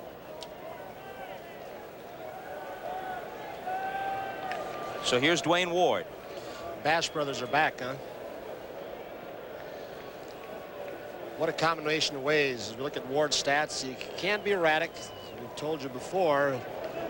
Throws very hard with a good sinker ball. Sometimes a great slider, overhand curve. He's in the strike zone or around it. He can be as tough as any right-handed reliever in this game. Sometimes he just can't grab it. What versatility in this offense, the Oakland Athletics. Ernie Witt just got crossed up. He was sliding out for a breaking ball, and the ball came close to handcuffing. The A's lead 5-1 as they bat here in the fifth. They've had 7 hits, but 3 of them are homers. The Jays have 6 hits, but haven't capitalized fully on a couple of good opportunities. Canseco, who hit maybe the longest homer in the short history of this building his last time up, will be next. No maybes. I think, according to Howie Starkman, 443 was the longest catalog to this point by Freddie McGriff. So about 480. It's got it to this point. Full count. As you go around the league already and they start pointing to places where Jose hit one, Texas, Minnesota, it's going to be like Mantle before he finishes. I'm still talking about some of the parks that are still there where Mickey played. That was where the Mick hit one. 3-2 pitch hit hard, and Kruger makes a good play.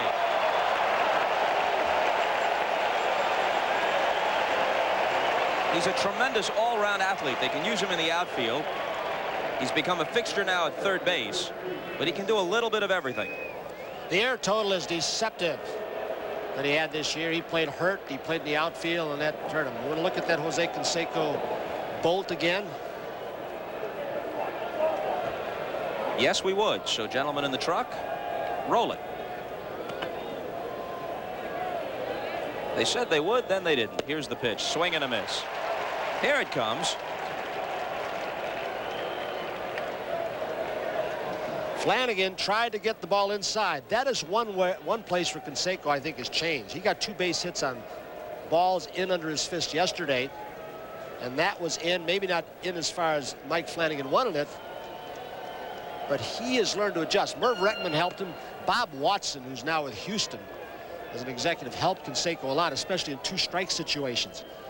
And handling that ball in there, you can't throw it by him too often. Remember what he did to Roger Clemens one weekend we saw when Roger got a 90-plus fastball in there? He took it into the screen over the monster at Fenway. Merv Rettenman, the hitting coach for the A's, was on those 3 straight Baltimore pennant winners, 69, 70, and 71. Had a couple of years hitting over 300. Good right-handed bat. 3-1 now, the count to Jose. They've shifted on him with the second baseman Manny Lee on the third base side of the bag. And you play as deeply as you possibly can for Jose in the infield and the outfield. In the infield, especially when you're on the turf. These hard ground balls that tops them eat you alive. Count goes full. What's the longest home run you ever saw hit? Mantle's, obviously. And start talking Detroit over the right field roof. Couple of Billy Heft, the left-hander, in dead center field, right and left severed. Struck him out.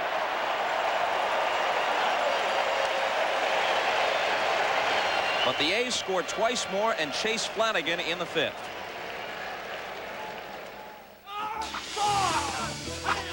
We cannot overcome their superior forces. Only a miracle can save us now. Spot's on. He's a lean, mean ninja machine. After Spuds clears the air of ninja warfare, he's rewarded with Bud Light. Everything else is just a light.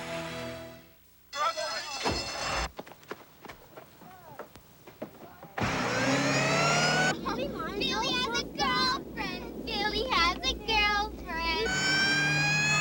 Rosie, Cindy, and K.I.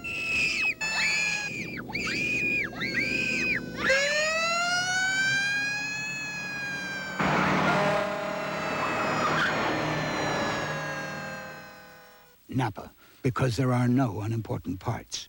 I'm telling you, she sold my house just like that. Dorothy Thompson, Century 21. They listened to me, so they knew what I wanted. Century 21? Yeah, my broker sold my house, and I wasn't even in town. The Century 21 system sells more homes than anybody else because we have more experience than anybody else. But don't take our word for it. Ask a friend. Come with us. She found us a house with support and everything. I'm gonna live here forever. Century 21. So we really doing this? We're gonna have a long time together. Oh, I'm late. I gotta go. Talk to you later. Over dinner. When? 8. 8. Be there. Bye.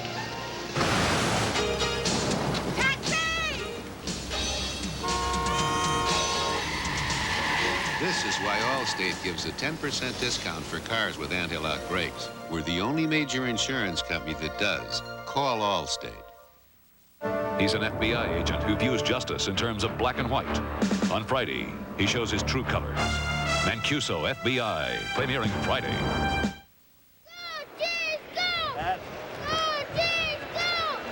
A youngster working the streets out here, perhaps unaware of what's going on inside, which is not good news. The Bash brothers indeed. Let's take a look at that again. Henderson, the tiniest of the group, but that is a compact and powerful 190 pounds on that 5-foot 10-inch frame. Mookie Wilson here in the last half of the 5th. They're doing it without Parker today, who switched from the green color coordinated bubble gum to the standard variety once he got to Toronto. Breaking ball hit to left. Here's Ricky. Bob Welch has made pitches when he's had to. Get the leadoff hitter on in the first. He gets the second. 3 shots at him. You don't get him home.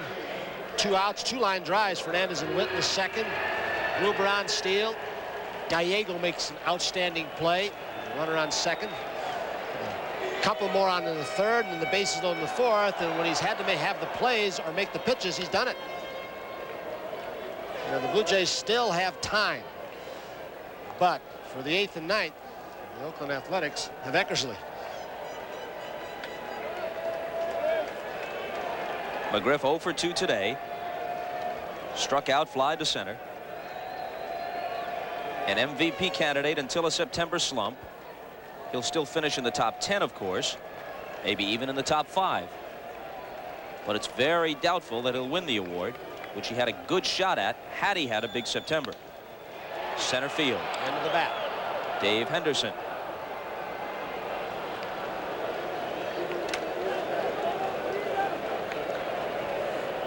In between the 2 baseball games today, the IBF Junior Lightweight Championship rematch, Lopez against Molina. They had a real knockdown dragout several months ago. Lopez won it, but Molina had him down, and Bob Trumpy grabs the microphone in relief of Marv Albert, who's working the pregame shows on the playoffs, and Trump will call the blow-by-blow with the fight doctor. Here's a curve in for a strike to George Bell. Trump's not real experience in fights, but I know he's done sumo wrestling with you over in Tokyo. What an affair that was. Line to left. Ricky comes in. Whoops. Can't handle it. It skirts out of his glove. Most left fielders were coming to this ballpark at one time or another because of the huge light banks have trouble with the lights. And Henderson did get an excellent jump. George Bell's one right now. I'm sure he's saying to McGuire, I know what he's going through. I go through it 81 games out of the year, or will next year.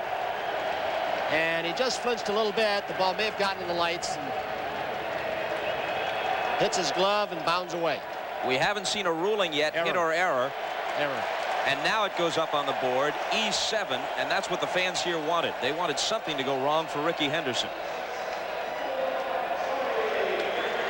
Ball didn't go far enough away had George Bell run all the way. It's one of those where you play a long season, you hit it hard, you see the ball hit the guy's glove, you think he's got it, and it only went 5-6 feet away. He wouldn't have made it to second base anyway. Fernandez lined hard to the box and singled to the opposite field. And earlier in the season, George Bell might have gotten booed by that, but he's become such a big favorite here, and it'll show you how fickle fans are, their capricious nature. But boy, he was all but getting booed out of this ballpark, exhibition stadium. He was getting all the blame for the team not playing well. And he was a very easy target, being the MVP and carrying the ball club. And then when the team started winning, boy, you talk about people jumping on George's and the team's bandwagon. Whoa. Everybody changed.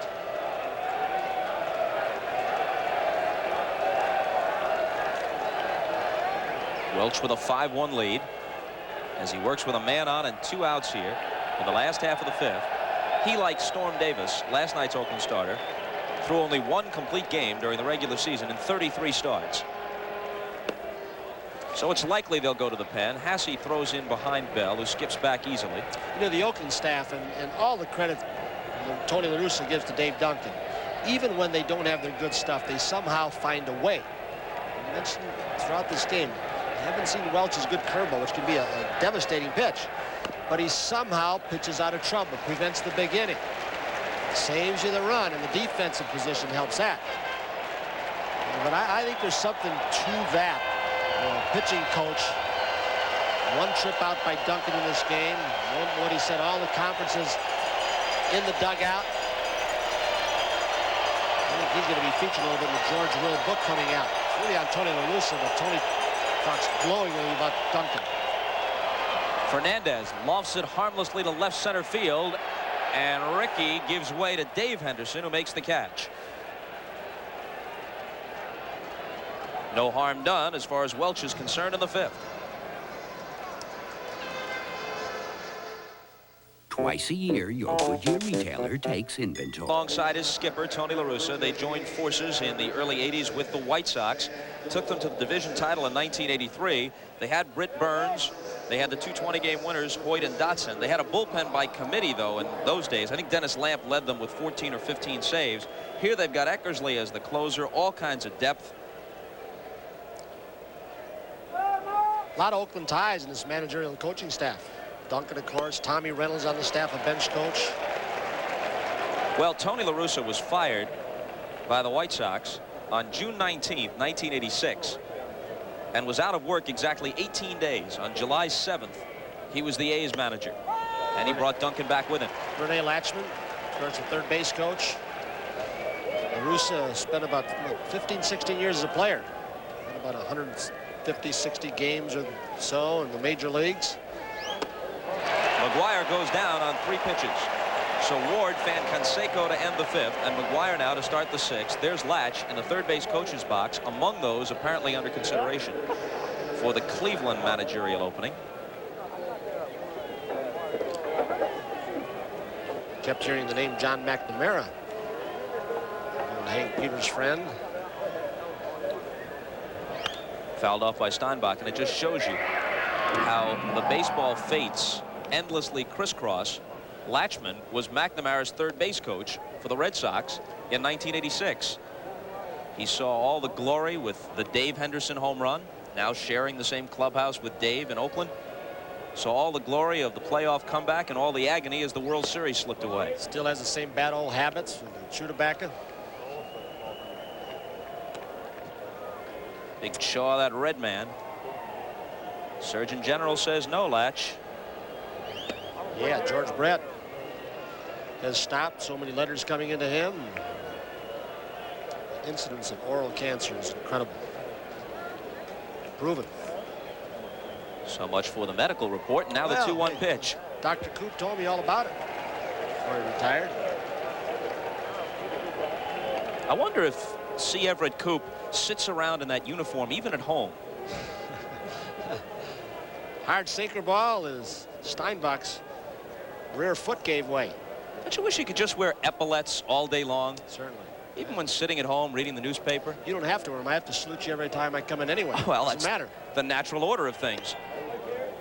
3-2. Of course, the exact nature of the salute varies depending upon your mood. Phillips on deck. Witt with the sign, Ward with the pitch. And he bounces it up there, ball 4. There is nobody more difficult to catch on this Toronto Blue Jays staff. Maybe in the American League. It's a very effective pitch with 2 strikes from Ward is that curveball in the dirt. And you get all battered and bruised. Ernie Witt comes out after a few innings with Ward. And you can have bruises all over your arms. He's also got a fastball that runs all over the place. Ward trying to keep it at least reasonably close to give his mates a chance to rally. They trail 5-1 here, top of the 6th. 1 on, 1 out, and Phillips takes outside. He's walked and lined hard into a double play. Although their offense has been stagnant, the Blue Jays, well, we saw them on that Saturday. Come from behind on Dave Johnson after a brilliant game. The Jays were involved in a lot of extra inning games the last few weeks of the season. They think it made them tougher for this postseason pressure.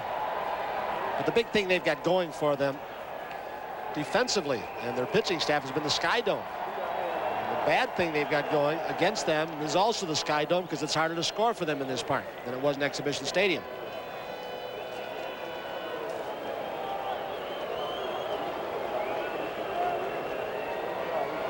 Here's Ward's 1-0 pitch. Fouled off. You know, ordinarily you'd say when a team has as much success as Toronto has had this year, regardless of what happens the rest of the way in this playoff, that they parlay it into increased attendance the next year. But even had the Jays not won the division, they could scarcely have sold more tickets for next year than they already have. They've had applications for what, about 40,000 season tickets, and the place only holds 50. I think it's an indication of the way the skyboxes went. I don't know how long, a year or so before this place opened, they were all sold, and they are expensive. They're going to take long-term 10-year leases. The enthusiasm for baseball, people forget there are the Sky Domes, 100,000 to 200,000 unfurnished, doesn't count tickets. You've got to buy for every event. So you're in 2 million plus before you get a seat. But when you look at the tradition of baseball in Canada, you know, Toronto franchise in AAA ball in the International League. The runner going. Phillips reaches out and fouls it away. Well, Babe Ruth, Montreal. Yeah. Babe Ruth hit his first professional home run in Toronto, playing for the Providence Club. Yep. I think, might be wrong, but I think the ballpark was called Hanlon Park, where he hit it in 1915. You know, last year, I think in the baseball museum here, somebody walked off of that baseball apparently and didn't know its value, and I don't think they ever got it back, but supposedly threw it in the lake. What? Yep. What a sacrilege. Phillips down on strikes. Ward has banned 3 of the last 4 with a walk mixed in.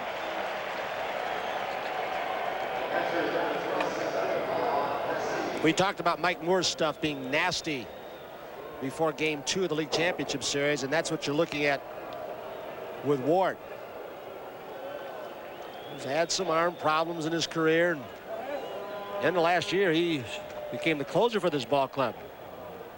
It's a lot of innings after the All-Star break last year, then struggled this spring, couldn't throw strikes. Passy steps up, lines it to right, base hit.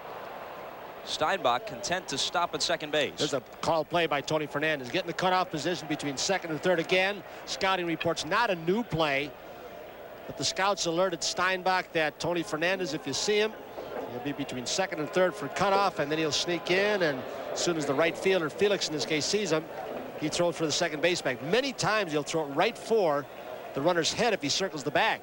And if the runner gets down and get out of the way, Tony Fernandez got him dead.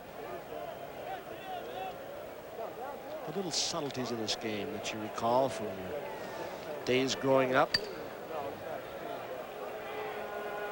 Watching you and Bobby Richardson around the Keystone.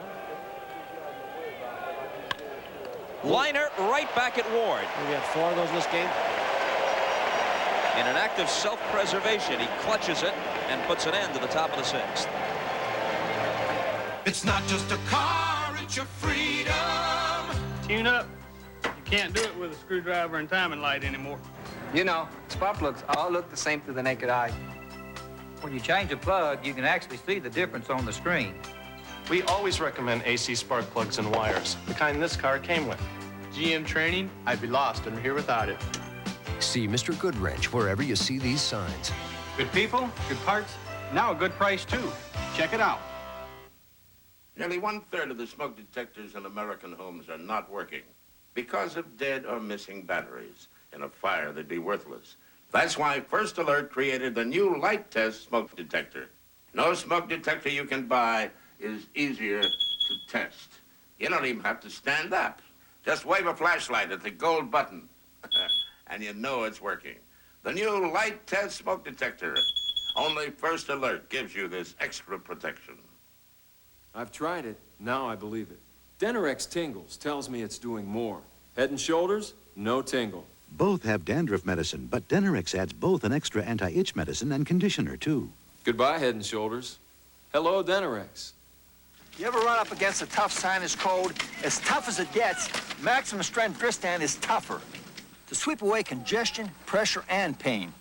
And it won't make you drowsy. When you can't call in sick, call on Dristan. It's all right, I've got my card. I like it. I like to wander and roam. I like to call back home. I like my MCI.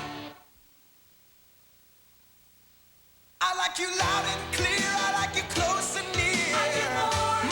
I like my MCI.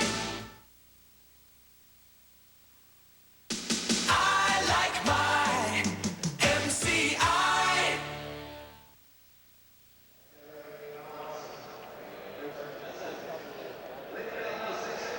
Bob Costas back along with Tony Kubek at the Sky Dome.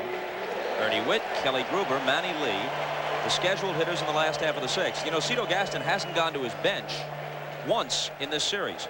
He's used different people as starters.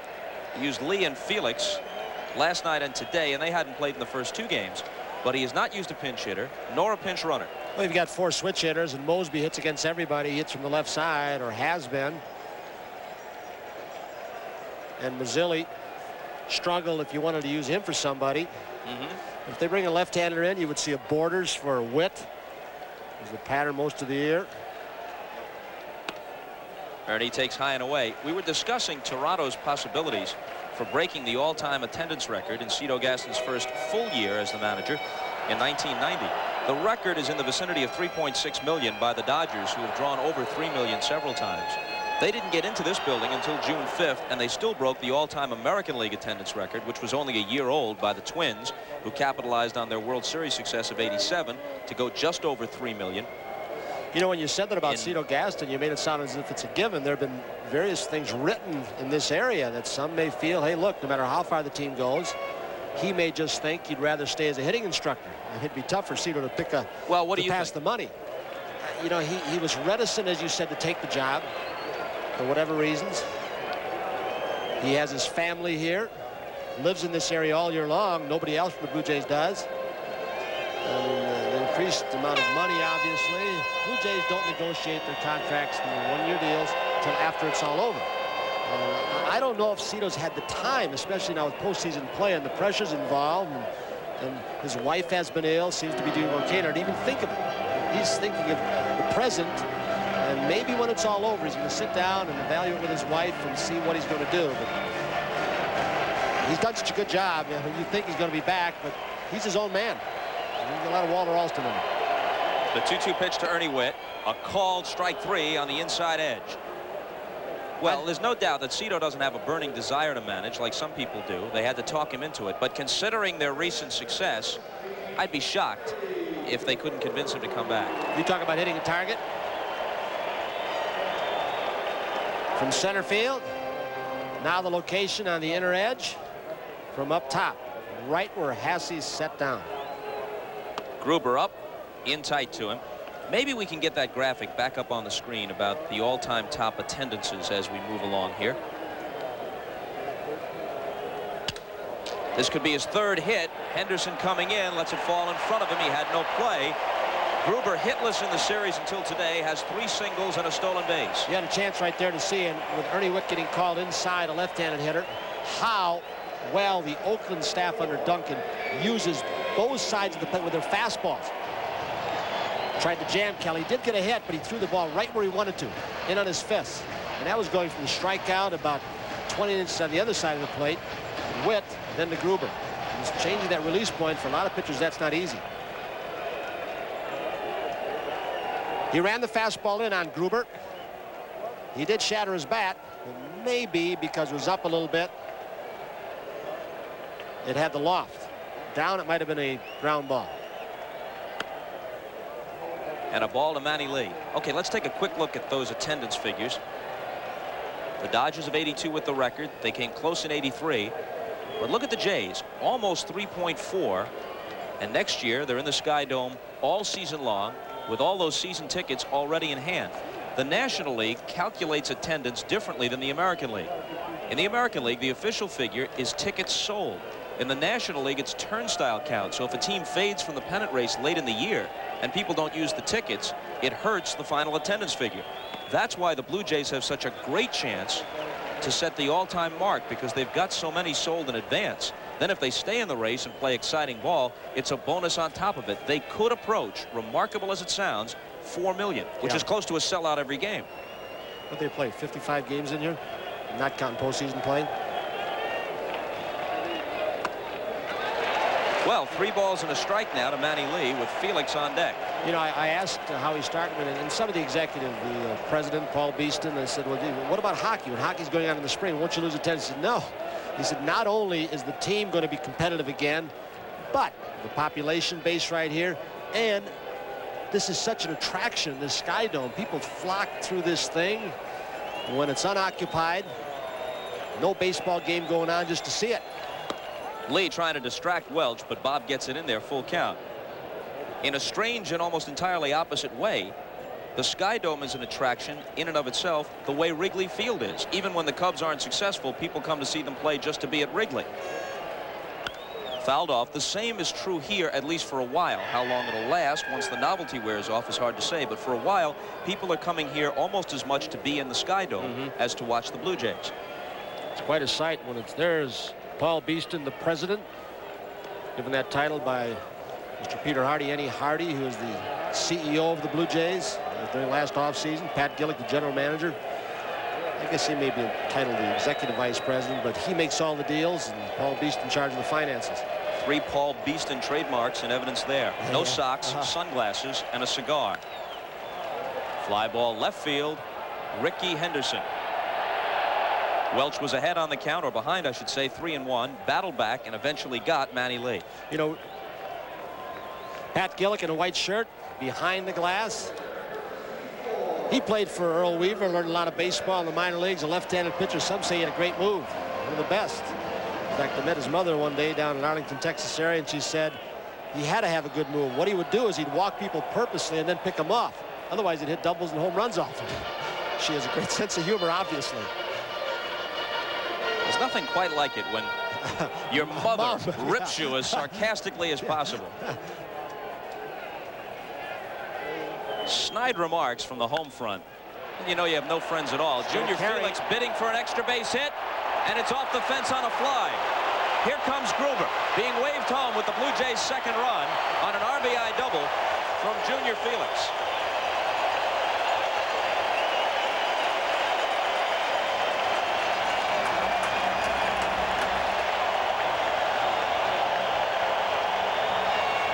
He's got both runs driven home for Toronto. The first one scored on his force play grounder.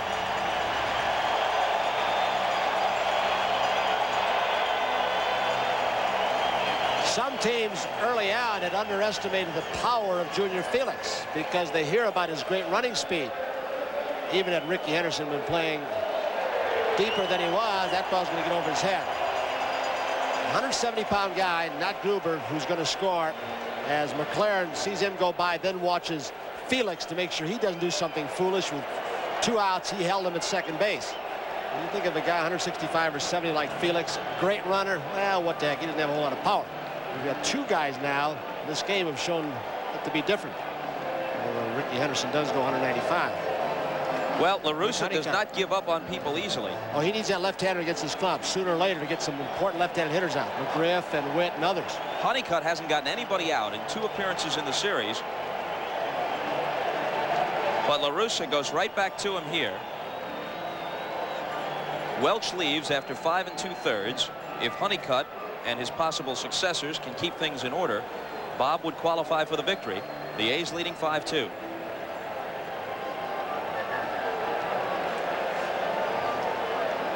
I thought Welch did a good job with what did not appear to be his best stuff. He threw some good fastballs, some forkballs when he needed them, but we didn't see the good curveball, so Honeycutt's going to give her a shot now and come up against Mosby and then turn Mookie Wilson around. Sports World, Tony Lopez versus John Molina. Next, I wish I could do Marv Albert. Is Marv in the building? No, Marv's on his way up the West Coast. Marv will be at Candlestick. Can you do this like after Marv? The fight? No, I don't want to egg you on. I don't want to do that to you. Oh, you would never want to egg me on. You wouldn't want to lead me to the brink of trouble or embarrassment. You would not get in trouble with Marv Albert. Now, Vin Scully, we assume he's well and hope he is, and Tom Seaver will be giving you that game from San Francisco. Sutcliffe against Lacoste. The fight will come from not Marv Albert. No, from Bob Trumpy. Okay. Well. With Dr. Ferdy Pacheco. That's so a Welch good outing. is done. It's a good outing for Welch. He made do with what he had, and as we said, he located the ball well when he had to, came up with some big fork balls. When you got a guy like that who is your 4th starter in a short series, 7 games, can you imagine what the opposition is up against? Stewart, Moore, Storm Davis, and then Welch. You saw the sorry arithmetic for Honeycutt. Welch heading down the runway. 3 hits, all singles, 3 walks. He's given up 3 earned runs in the series, facing just 6 batters. You know, Honeycutt's had to pitch out of different roles this year. Don't know if that's affecting him, because when Eckersley went down, he became the closer and did an outstanding job. Sometimes can pitch in middle relief, pitches a setup man. So he has had to push himself emotionally more this year with all the injuries they've had to their pitching staff. The big one, Eckersley, of course, the closer. Emotionally, you wonder if Honeycutt didn't get drained because middle relief is no picnic. But when you're coming into the extreme pressure of having to finish off games and hold leads, when you've got so many good offensive players out, you wonder if emotionally he's not drained. But Tony La Russa throwing right back out there after 2 starts that have been a little bit rocky. Ricky's getting along very well with the fans out in left field, isn't he? He thrives on this sort of thing. The fans taunt him. He just smiles right back. He loves being the center of attention. And some of this, not all of it, because occasionally you get the hothead who allows sports to get out of perspective. But much of this is just like Dudley Do-Right against Snidely Whiplash. It's a cartoon. It's a drama. That's all done in good nature.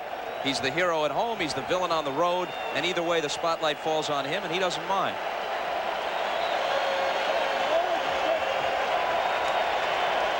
Mosby got a lot of big base hits and a big bunt late in the season, even though he's had an off year.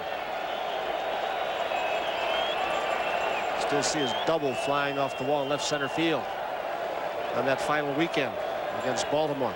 Won the Friday game in extra innings, pushed the Orioles to the brink of elimination, and the Jays eliminated them the next day. Mosby takes a strike. He hit just .221 for the year. As Tony said, an off season for him. He's put up big numbers in the past. He won't turn 30 for another month or so. So he's still in what should be the prime of his career. He's a free agent after this season. If they don't re-sign him, 2/3 of what was dubbed the best outfield in baseball will be gone. Only Bell will remain. They traded Barfield, and Mosby's on the bubble right now. He turns around and bunts, and it goes foul. Remember the early part of this decade, the A's had what was proclaimed baseball's best outfield with Ricky Henderson in left, Tony Armas with 40 home run capability in right, and Dwayne Murphy, a superb defensive center fielder, in between them. But these things come and go quickly in modern baseball. It's hard to keep a team together for a long period of time. Mosby thought with 1 strike he had Phillips. And Phillips was looking for a bunt. 2 outs, man on second base. Mosby thinking he could maybe get a first and third if he beat it out, and then get Mookie Wilson up representing the tying run. He was mad at himself because he didn't get it down. He had a lot of time. Changes now with 2 strikes. Phillips can stay back, of course.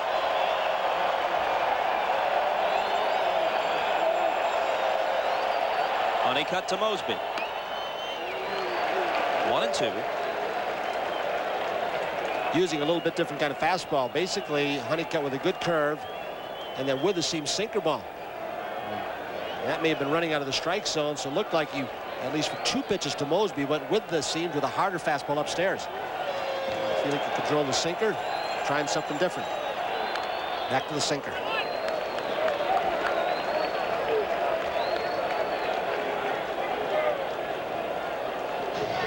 You know, Kurt Young, who started for them and did a good job at the end of last year and at times this year, still down in the bullpen. He's had some trouble getting left-handed hitters out. So Matt Young comes in yesterday, the Honeycutt for the 3rd time. Can't throw strikes to left-handed hitters, isn't going to do you any good. He hasn't had a look yet. Pair of aces, Stewart and Steve, tomorrow in Game 5. Mosby slices 1 foul.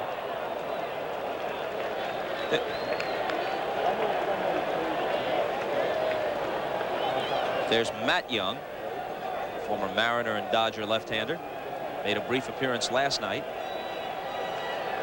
Kurt Young is a pure Oakland farm system product, and the only man in their starting rotation who came up through their system. There's a contrast between the 2 pitching staffs in that respect.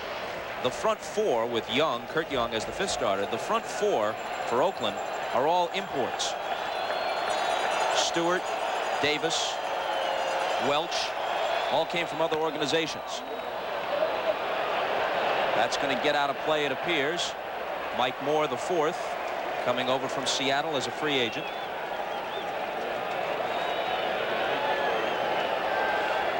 Lloyd Mosby knows there's more foul territory here than Exhibition Stadium, and he is giving a little body English to keep going into the seats.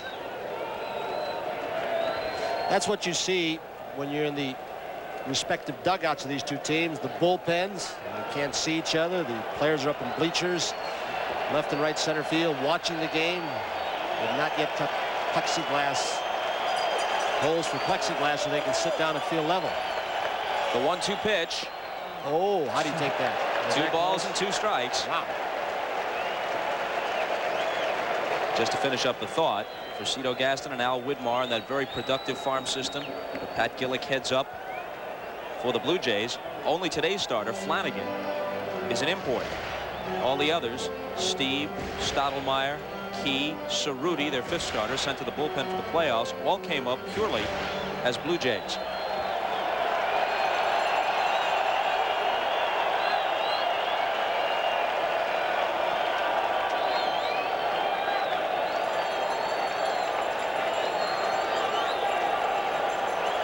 Honeycutt, the former University of Tennessee All-American.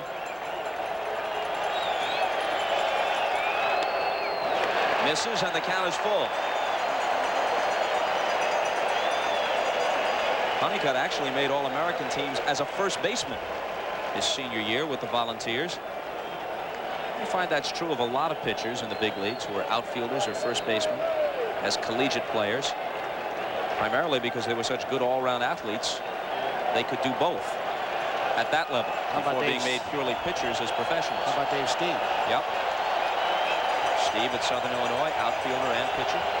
That plate's getting a little small for Honeycutt. He struggled with his control 2 consecutive times, and he walks in. Oh, boy, that was close. Lloyd Moseby took 2 of the 3 last pitches he took were so close. Honeycutt still cannot believe it. The one before this was probably low. That was bad. Steinbach tries to pick it up, so Darrell Cousins behind the plate right on it, looking over the shoulder of Hasse. All of a sudden now, Mookie Wilson is the tying run from the right side. He hit 2 home runs in his 2 months in a Toronto uniform after coming over from the National League. Better hitter left-handed than right, ordinarily.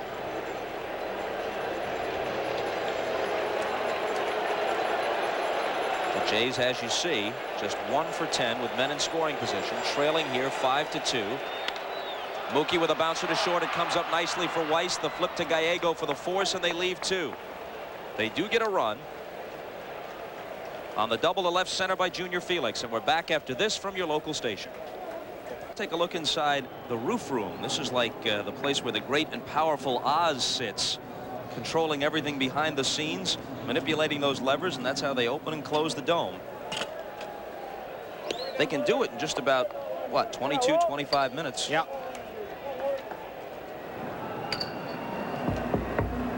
Happened to be here when Rich Garcia was behind home plate. The dome was open and started to rain.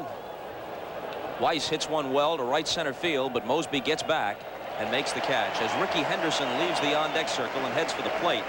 Let's review what he's done as the dominant figure in the series to this point. With his legs through the first 3 games, 7 steals, tying the postseason series record held by Lou Brock, who did it in World Series play. And today, a couple of home runs, a boomer to dead center field, and then a wicked line drive that just got over the fence right down the line and left. Haven't been too many of it. 3 home runs in 1 league championship series game. It's only happened twice. Bob Robertson, the big right-handed hitting first baseman for the Pirates in the '71 playoffs against the Giants. Bucks went on to win the World Championship that year, beating the Orioles in the series.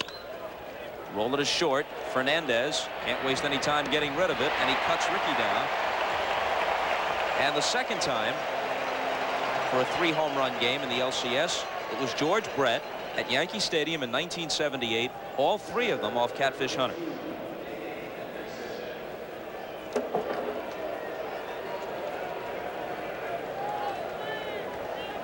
A lot of hitters don't like to bat against, if you're right-handed, against Dwayne Ward. The tailgate flies. It's wicked stuff.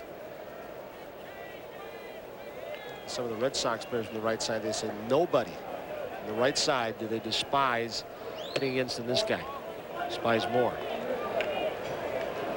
Because he looks at you kind of funny out of the herky-jerky delivery.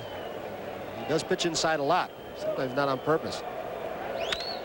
Dave Henderson blasts one to left center field. Mosby on the dead run. It's one bounce against the fence.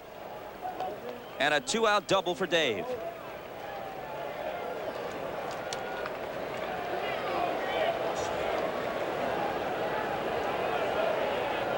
I don't think Dave Henderson can believe this ball carried that far. I mean, we've seen some long home runs today. There are some days where the ball will shoot off the bat and look like it's going to carry, and then it dies in the deep alleys or center field. I mean, no park would have held Canseco's in. But Henderson hit that ball at the end of the bat and almost short up the wall.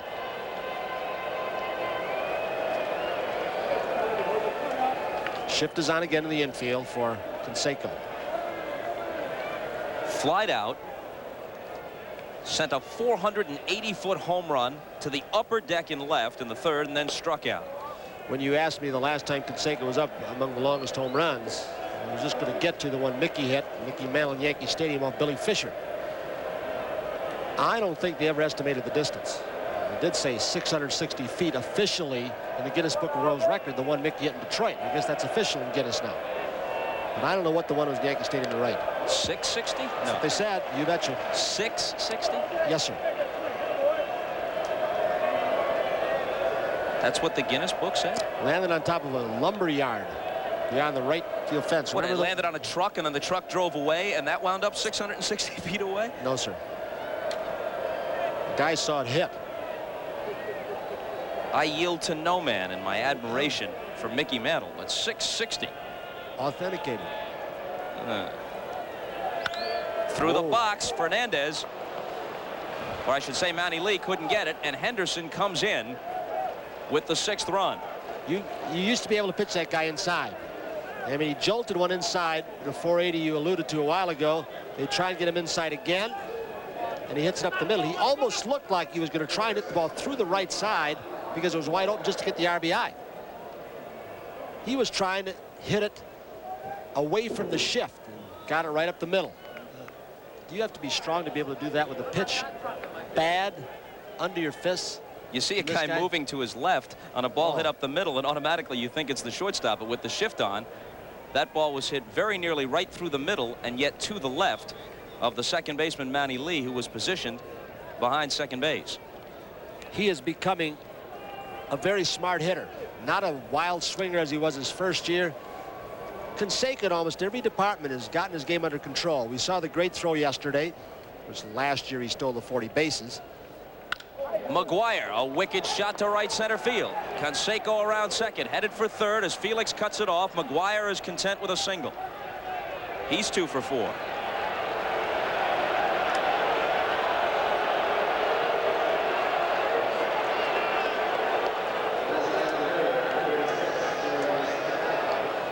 We saw McGuire go inside out again with not a complete shift, but Manny Lee up the middle. Canseco just did it before that to get an RBI. These are all those carryovers from the late Charlie Lau, and Merv Rettenmund has a lot of his theories also. Look at Ernie Wick. They tie him up inside. He can't get the hands out. You can see his arms are all but pinned to his body. They say, boy, that's a perfect pitch. Except for one thing, you got one of the strongest guys in the game, if not the strongest. Steinbach 1 for 2 with a walk. Ward from the stretch, inside. Tony La Russa says he takes an almost personal stake in Jose Canseco's ultimate place in baseball history. Obviously, he's got a direct selfish interest in seeing Canseco perform as well as possible, as long as La Russa manages the A's to help them toward pennants. Bouncing ball to short. Fernandez backhands. Quick flip to Manny Lee at second for the force play to end the inning. The A's settle for 1 and will continue with La Russa about Canseco when we come back. Speaks of Canseco.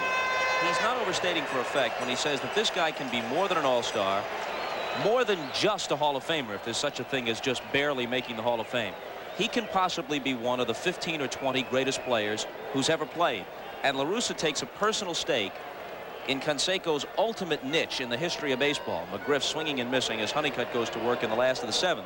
The way Tony puts it, he says, look, in the natural course of things, if he doesn't work, if he doesn't concentrate as hard as he's capable of, if he doesn't devote himself fully to baseball, he is still going to hit 30 home runs, bat around 280, drive in close to 100 runs for 6 or 7 years in a row on natural talent alone. But if he applies himself, and if he's lucky enough to avoid serious injury and comes close to maximizing his potential, then we're talking about one of the greatest ever. And it's La Russa's job to make sure he doesn't go off the spool somewhere between now and then. He's only 25. Still got a lot of years. And La Russa insists, which every manager should, some don't, that your practice habits are good, but every time you take the field, you play the game right. And the ability will take over. Play it hard and play it right. And that's one of Tony La Russa's strong suits, called out. He's looking for a curveball. You know, I would think that with Honeycutt having struggled, and is better today, of course, you can see that you still might want to get Eckersley in there for an inning or so to finish this game off. Just to keep it when, sharp. I don't know. After Honeycutt struck him out, McGriff is now 0 for 4. He's 2 for 16 in the series. He struck out twice today.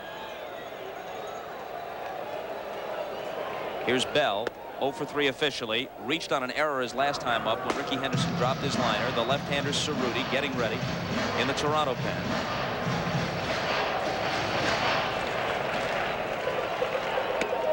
A moment ago, you saw La Russa on the bench making a notation on his scorecard after McGriff struck out.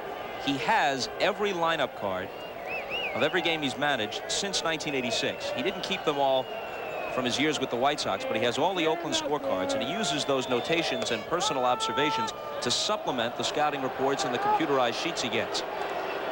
He's got a pretty good background for baseball. Al Lopez, down in the Tampa area. Ybor City, was a close friend of Tony's father, and Tony used to run the scoreboard. Semi-pro games down there. He got $2.50 a day. He just prayed for those double headers when he made 5. Hang those numbers up by hand. So baseball is in his blood, and got the law degree. Raleigh Heeman gave him the chance to manage. Came up from Knoxville, Double-A ball. They're asking for all kinds of appeals, and there's a lot of hollering from the benches going on.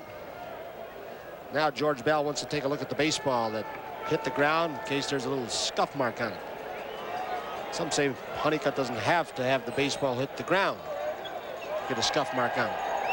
Well, he was caught red-handed with the evidence a few years back when pitching for Texas. They found a thumbtack in his glove. Tony Phillips, kind of a tough hop, but he's equal to it.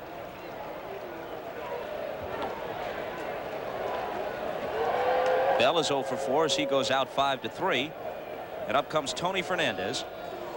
You know, you wonder in a short series like this how far emotion can take you. We saw it last night where the Blue Jays, obviously, and Tony Fernandez and everybody else were so charged up, as the Oakland Ball Club was by Ricky Henderson out west in Oakland. And all of a sudden, you get a decent pitch game against you. And you're going to get that all the time from the Oakland staff.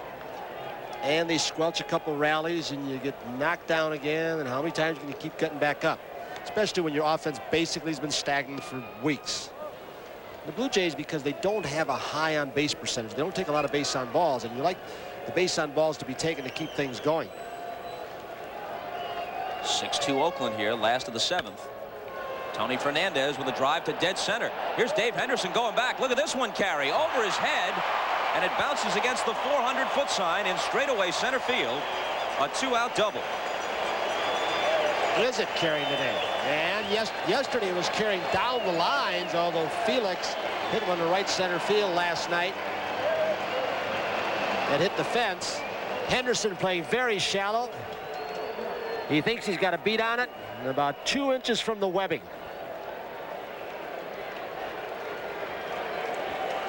You got the kind of lead they have, 4 runs. You can take a couple chances, and with 2 outs.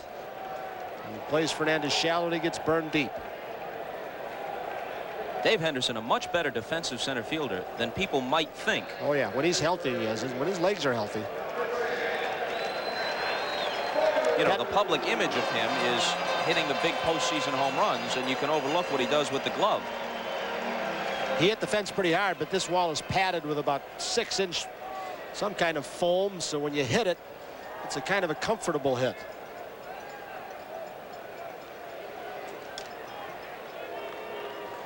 We have Pat Borders coming on. You see the replay, getting the ball back to the infield in a hurry. So as you noted earlier, Tony, with a left-hander, they make the percentage move and go to the right-handed hitting catcher Borders instead of the lefty swinging Witt, and it's the first pinch hitter, first man off the bench that Gaston has used in any capacity in this series. He's gone to his bullpen, but not to his bench before this. And Borders immediately comes through. Fernandez runs right through the for side. the plate. There's no play on him. John McLaren held him up, thinking if Ricky does unleash home, he doesn't want Fernandez thrown out. This is something that now Fernandez gets a big hand, but the stop sign was there. I mean, if Ricky comes up throwing, if he makes a good throw, or if Fernandez stumbles, you don't want to take a chance 4 runs down. So Fernandez, by running through McLaren's stop sign, gets an RBI for Borders. Ricky saying, nah, I'm not going to throw him out. Playing deeply. Watch this. Watch John McLaren saying, whoa, Tony. Okay, Now so he does drops run through the stop sign, but the next question, was it an overly cautious stop sign? Hey, you're 4 runs down. There you can see it right there. He's stopping, but he can't.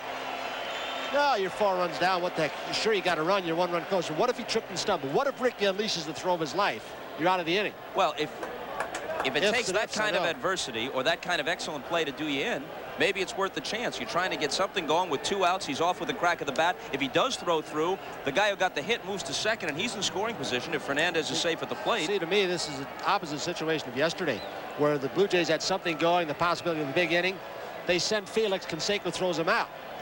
But the team was on a little bit of a roll at that time. Sure, he scored, but this is something that the Blue Jays have been lax at, running through stop signs, getting picked off, and it'll make a third base coach very conservative in many cases because things do go wrong. Bobby Valentine's got a little input on this. Bobby? Yeah, we just have Tony Fernandez putting his hitting shoes on every time he goes to the plate, protecting that knee injury, and we're going back with Kelly Gruber at the plate. Gruber has 3 singles and a stolen base. Let's go back to Bobby so we can elaborate on that point. Bob? Yeah, with the turf here, you have Tony Fernandez, who's one of the few players who does, in fact, change his spikes. He wears the turf shoes when he's on defense and then the spikes when he's at the plate, and it seems to be working real well for Tony today. When I say Bobby, I mean both Bobbies, you and Bobby Valentine, Mr. Costas, but he used to wear a very heavy brace after the knee surgery. He limped around all last year, and the shoes apparently help him with the traction and maybe a little bit easier on the knee, as you said, Bobby Valentine.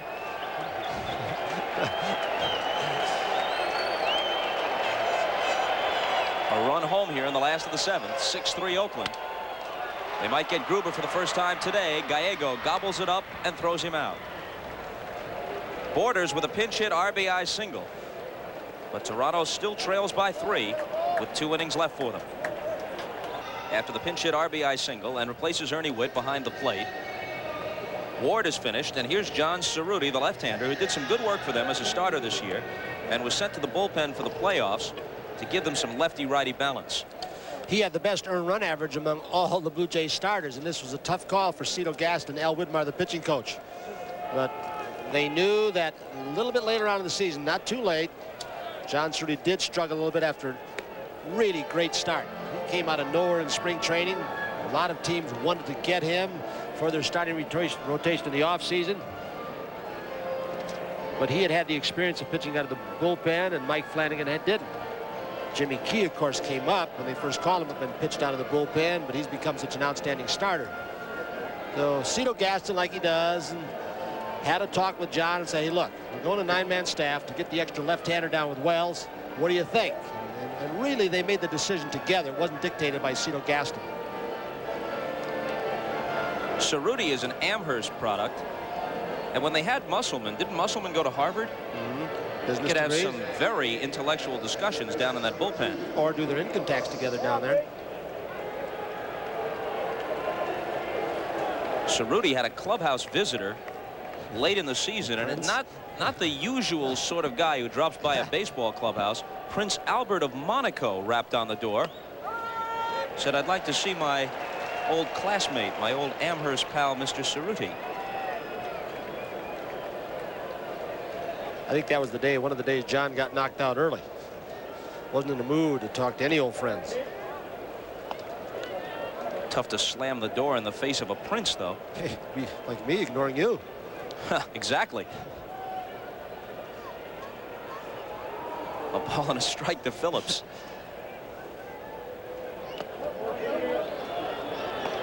What versatility this team has, not just Phillips. You see it with Gallego. You don't lose a whole lot defensively with Phillips at third. What you lose is Carney Lansford's bat. But, 333, but you can see how many other ways Oakland can generate offense. So many. I mean, they did it. I'm not saying base to base with Ricky, but they do it. You look at Gallego, hit and running, and then the quick 2 or 3 run home run in today's ball game. A called strike. It's full to Phillips.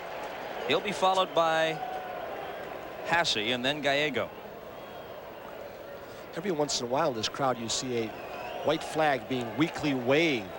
It's not a surrender flag, but they were going like crazy last night. And they're the rally towels that they were, trying to get things going with. But it looks in this situation, as quiet as the crowd is, down 6-3, only 2 innings left, and on the verge of going down 3-1. And being in a position of having to win 3 in a row from the mighty A's to move into the World Series, it looks almost like a white flag of surrender. Toronto's had a lot of opportunities. Unofficially, I've got 10 left on base. I mean, they had them all over the place. It has happened to Toronto over the last month, and boy, they came from a long ways, 12 games under 500, but had 1 base hit or so. To have the real big inning, to blow a team away or not. And, they've had difficulty doing that lately. When Freddie McGriff is not hitting home runs, you can be very, very careful with George Bell. Room service hop for Fernandez. He doesn't need much help. Everyone is for him. He's like Ozzie Smith. You say, how come he never misses a ball? They never get a bad hop. They get bad hops, but they make them look easy. Again, it's Lopez against Molina in between the playoff doubleheader. And then we go to Candlestick, and I was wrong earlier when I said Marv Albert was headed out there for the pregame show. Marv's going to do NFL Live along with O.J. Simpson tomorrow from the studio in New York. So Gail Gardner handles the baseball pregame show from Candlestick Park before Game 3 of the National League Series. Cerruti with the curve you just saw. He's come up with a good sinker ball. It's something that Al Widmar teaches as well as anybody. Flanagan basically wasn't a sinker ball pitcher. He came here, he started throwing it well. Keys always had a good one. Stottlemyre was taught the sinker ball by Al Widmar. Cerruti used to throw a little fork ball. Doesn't use it very often anymore. Ron Hasse was always something of a Billy Martin pet. Billy was always very, very high on Hasse's ability, and he did have a really big season for Billy in 1985 with the Yankees. He hit 13 home runs, hit close to 300 as a platoon player playing against righties. When you're a left-handed pull hitter, like at the ball Yankee down Stadium. in Yankee Stadium, a lot of people are going to like you. And something else about Hasse, he's always been regarded as an excellent handler of pitchers, a good game caller. Which is not necessarily the same thing as moving around behind the plate, blocking pitches and whatnot. Well, that's an overlooked quality. Everybody looks at the throwing arm and the way base runners go these days. Sometimes you can't throw them out. We've seen that with Ricky, and you see it with Vince Coleman on a, maybe not as much a couple of years ago, but he's still a great base stealer. And you want a guy, not because you got a great throwing arm. You want him because he handles a pitcher. They feel comfortable together. A lot of pitchers like to work to Hasse. See a guy that blocks pitches with men in scoring position, especially on third. Orders over with Gruber, but this one's in the seats.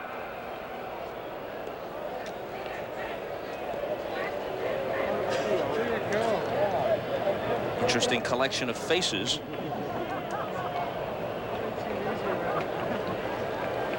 Tell if that last fellow knew he was on or was trying to ignore being on. Well, what about the 2 apes earlier? People coming in all manner of disguises. Huh.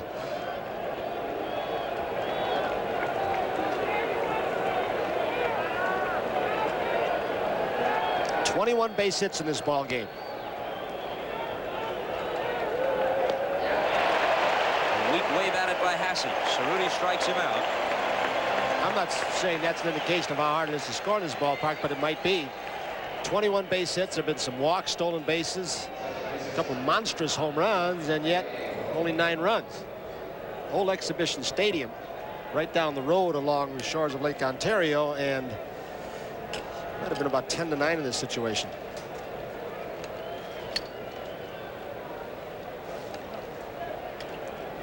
Gallego bats with the bases empty. He's 1 for 3. He had a 5th inning single. Bottom of the 8th for Toronto. It'll be Manny Lee, Junior Felix, and back to the top for Lloyd Moseby. 6-3 Oakland, 11 hits for the A's, 10 for the Blue Jays. But 3 of Oakland's 11 hits have cleared the fence. 2 homers by Ricky Henderson. The longest homer ever hit in this park into the upper deck in left by Jose Canseco.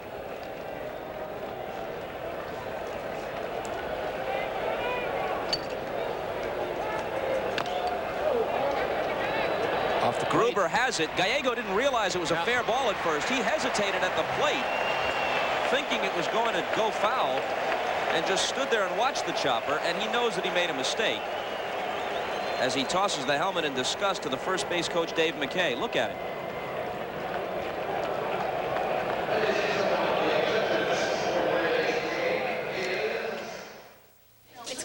Toronto doesn't rally here. A look at the historical precedents. Comebacks from 3-1 deficits in 7-game series, either World Series or recently, since they changed the playoff format, in a best-of-7 league championship series.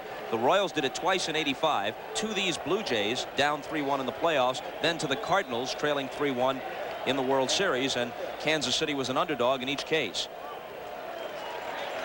Let's pop it back up there for a second. It's going to be very difficult for Toronto if they don't win here, not just to win tomorrow, that's well within the realm of the possible, but to win the last 2 in Oakland. Tough enough to win 3 straight against the A's, but they are so good in their own park. Looking at this list, the 58 Yankees won the 5th game at Yankee Stadium to get back to 3-2, then took the last 2 from the Braves in Milwaukee. Tigers did the same thing to the Cardinals in 1968, winning the last 2 at Busch Stadium. Mickey Lolich beating Bob Gibson on 2 days rest. And in 1979, the Pirates were down 3-1 to the heavily favored Orioles, won Game 5 in Pittsburgh, and then broke Earl Weaver's heart by taking the 6th and the 7th in Baltimore. So it's been done both ways. Lee hits it back off Honeycutt's glove. Rick hustles after it, falls down, has no play.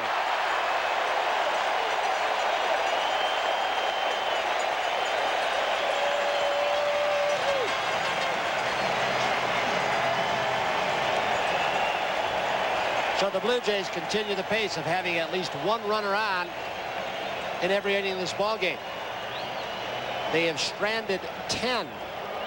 They've had their chances off Welch and Honeycutt. A lot of balls shooting up the middle of this game. 4 line drives have already been caught by pitchers. Scored as a base hit.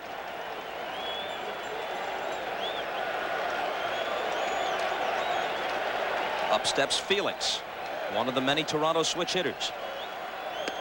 You know, there's been a lot done by the 8th and 9th place hitters so far in this series. 10 times have Oakland 8th and 9th hitters been on, and we've seen that again today. Last night, Lee and Felix thrown in the lineup. Here comes Dennis Eckersley, at least starting to tune up. Each team with 11 hits.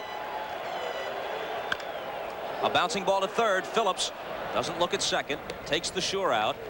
Lee in scoring position with 1 down. It's one of those times when Phillips didn't feel he could get the runner. It might have been bang bang, so he took the sure out at first base. Junior Felix just trotted down. It's one of the reasons why they may have sent him home last year. If you run hard, sometimes you force, especially with this speed, you force a bad throw. And you just mentioned that Baltimore-Pittsburgh series. I'll never forget a play in that. Roberto Clemente hit a weak chopper back to Cuellar. He ran like crazy, and Cuellar looked up, spun around because he's left-handed, and he rushed his throw and threw the ball wild, and Clemente beat it out. And that little play had a lot to do with turning that World Series around. I can still see it. That was in the 71 series. Oh, yeah. Dominated by Roberto Clemente. Moseby cuts and misses. You know, you say, oh, it's a sure out. Well, sometimes they're not that sure outs. In postseason play, the pressures build up, and the third baseman might let it get away if you hustle.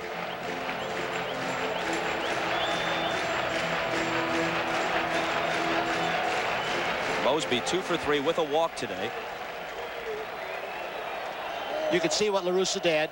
He gave the sign just to see if there's any location given. He wanted Honeycutt to get the sign, then step off so they could see what Manny Lee's doing at second base. See if there's any relaying.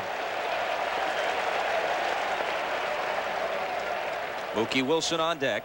Is there a more thorough manager than Tony? I guess there are, but Tony La Russa is a real detail man. He sees the whole field at all times.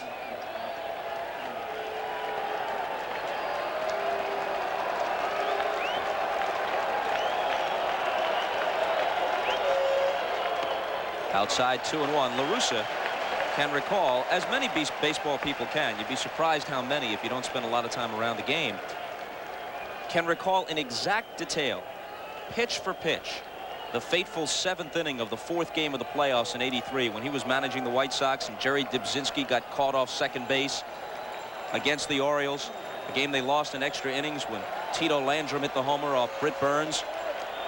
It gets away. Lee's going to third, and he's there with 1 out. That was a wicked-looking sinker ball.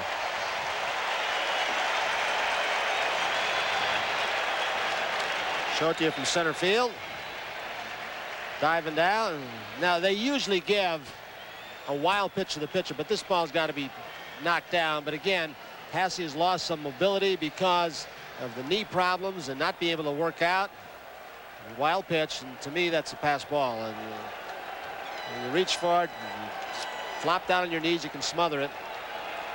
Maybe it's not as easy as I'm making it sound, but more often than not, if the ball bounces, no matter where, they give a wild pitch to the pitcher. The infield moves back.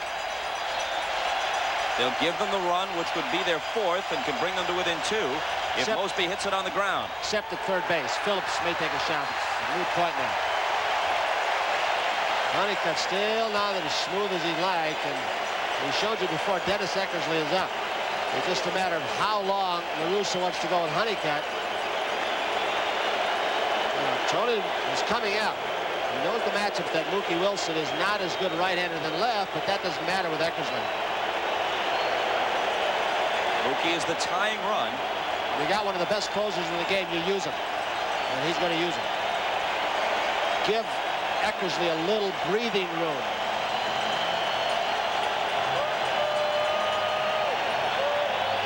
This is the 6th playoff game, NL and AL combined, and there hasn't been one any closer than 3 runs. This is as close as any game has been late, as Eckersley comes in with a 6-3 lead, 1 out and 2 on, last half of the 8th.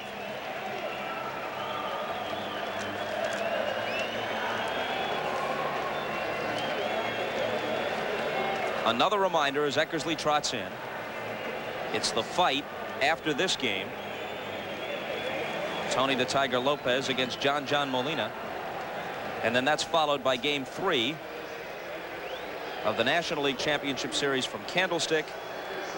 Pre-game show at 8 Eastern Time. First pitch in the vicinity of 8:20, I'd guess. Rick Sutcliffe for the Cubs. Mike Lacasse will pitch game 3 for the Giants.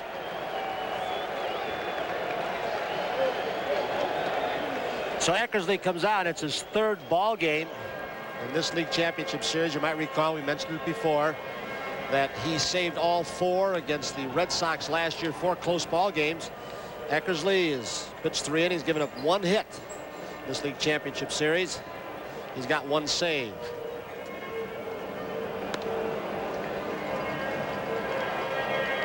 Eckersley had the strained rotator cuff, not torn, strained, but it caused him to miss a considerable portion of the season. He's still saved over 30 games. Last year, though, he wrapped up 45. Impeccable control. Hides the ball extremely well, which, Tony, I guess is an overlooked key. For example, scouts have told me that Gene Nelson has very similar stuff when compared to Dennis Eckersley, but he does not have Eckersley's pinpoint control, and he doesn't hide the ball like Dennis Eckersley does coming out of his windup. Well, Eckersley's got that little crossfire delivery. Now, left-handed hitters used to give him a lot of trouble. If you could pinch hit left-handers against them, which they often do. Blue Jays might not, but a lot of teams do, and they remove right-handed hitters even if they're good ones. But there's something about him when he does that crossfire and keeps the shoulder in and the ball comes out of nowhere. Plus, he throws it in such great spots. We saw him one of the first times out in this series throw some off-speed stuff, some change-ups. Usually he's a power pitcher, throws the ball in the high 80s, that backdoor breaking ball, and he can scare right-handed hitters off the plate with a curveball. But he's not a one-dimensional pitcher, I guess what I'm saying. You know, I looked at a scouting report about him and talked to some American League hitters about Eckersley just before this series. And they all came back to one point, not the first point on the list, but somewhere down there, about 5 or 6 observations down about Dennis Eckersley. Loves the backdoor slider on a 3-2 count against a left-handed hitter. So what Kirk Gibson did to him in Game 1 of the World Series last year hasn't moved him off that tendency. Well, Mel Didier, who was advanced scouting for the Dodgers, said that's what to look for. Eckersley poo-poos that. He says, no way. He said, I didn't have that many 3-2 counts of left-handed hitters, so there were not enough numbers to back that up. So you get different stories from those two people.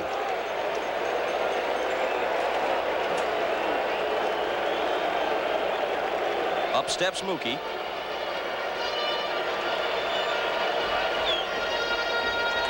Blue Jays keep putting the pressure on him, even with the 3 home runs by the Oakland Ball Club, but they just, to this point, haven't been able to get the base hits to.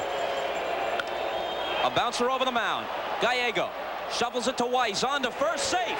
Mookie beat it, and they get a run.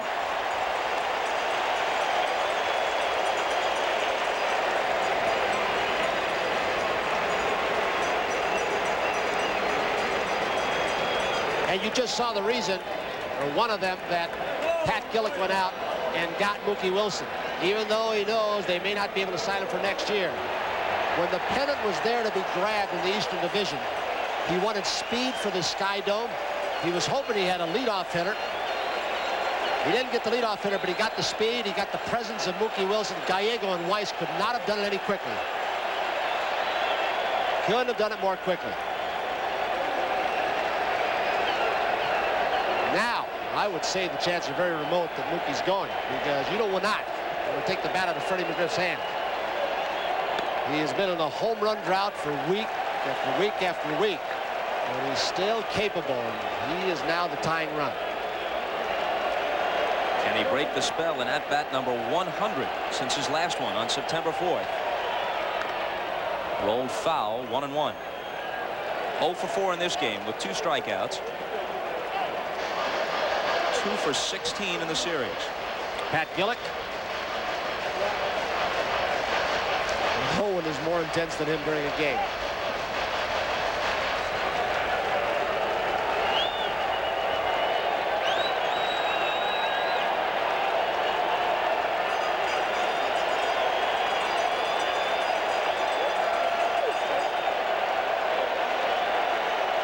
Eckersley's 1-1 pitch. The runner goes, and it's fouled back.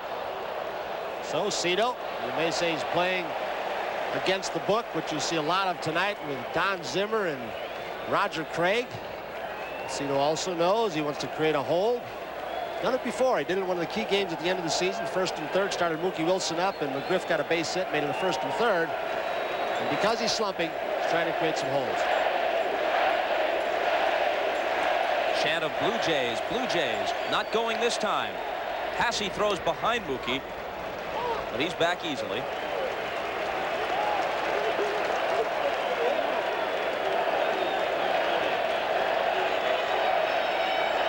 You wonder if Mookie Wilson had the green light in this entire count series, or just that one time if he can make it. Then they put the threat in the mind of Eckersley, and he goes this time. Hit hard, and he can't get it. Gallego misses it with his dive. Wilson around third, waved home. Big chance. Throw offline, and he scores.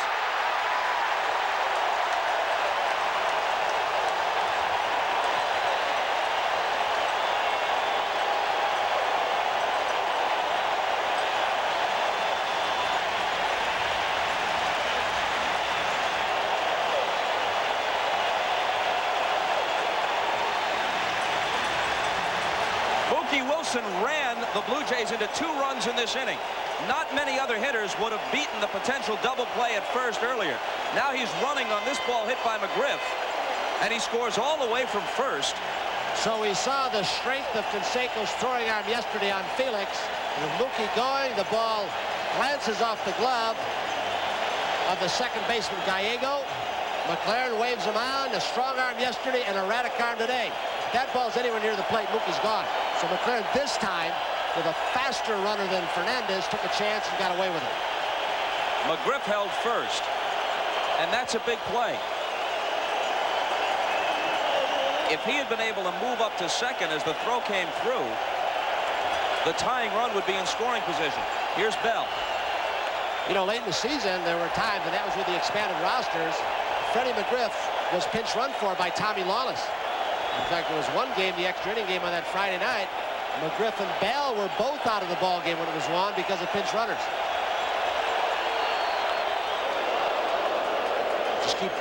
Just keep pounding them inside, don't they? George Bell.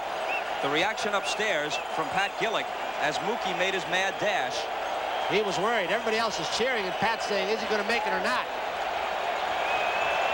Trying to body English him home. They got the offline throw is what they got. Brazen move by McLaren. Canseco's throw ran wide. Ooh. 1-2 to George Bell. I still say a worthwhile chance to take. You know, you make him make a good play. If he throws you out at the plate, fine. Do you know who's coming to bat?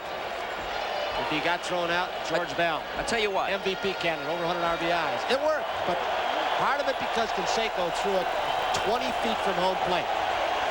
But it was very gutsy coaching at third by McLaren. Here comes the 1-2 pitch. In the air, center field, not deep enough. Dave Henderson puts an end to it.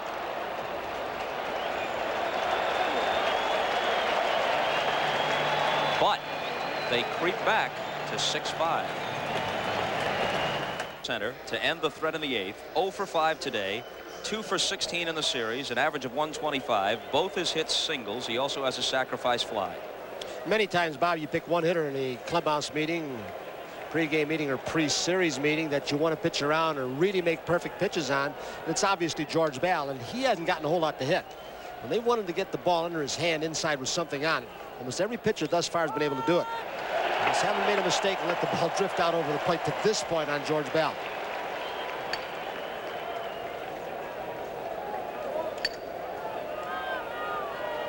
Here's the 0-1 pitch to Walt Weiss. Left field, Mookie Wilson got a good jump on it, coming on fast, and he makes the catch. So he used that speed two ways. We saw it in that last inning offensively. And he was playing in this one-run ball game very deeply. You don't want it doubled by the first hitter. So he had a long way to come.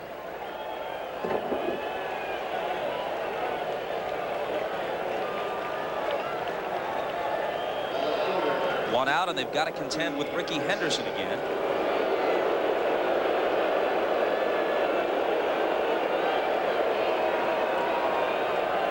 Flied out, homered twice in the third and the fifth, and bounced to short.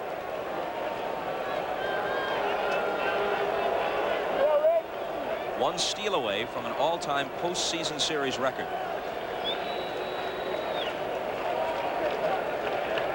He swiped 7 in the series, none today. He's been trotting most of the time. What other player you know wear pea green gloves to draw a little more attention? It's not even Finley green, is it? Remember the days, this is even after you retired, into the really late 60s, when even the trace of a beard, a mustache, was just thought of as outrageous for a ball player. Any hair making its way out from beneath the cap was thought to be close to un-American. Unless you're playing on the House of David team. Correct. Did you ever play an exhibition game against the House of David? Never did. Never saw them play, unfortunately.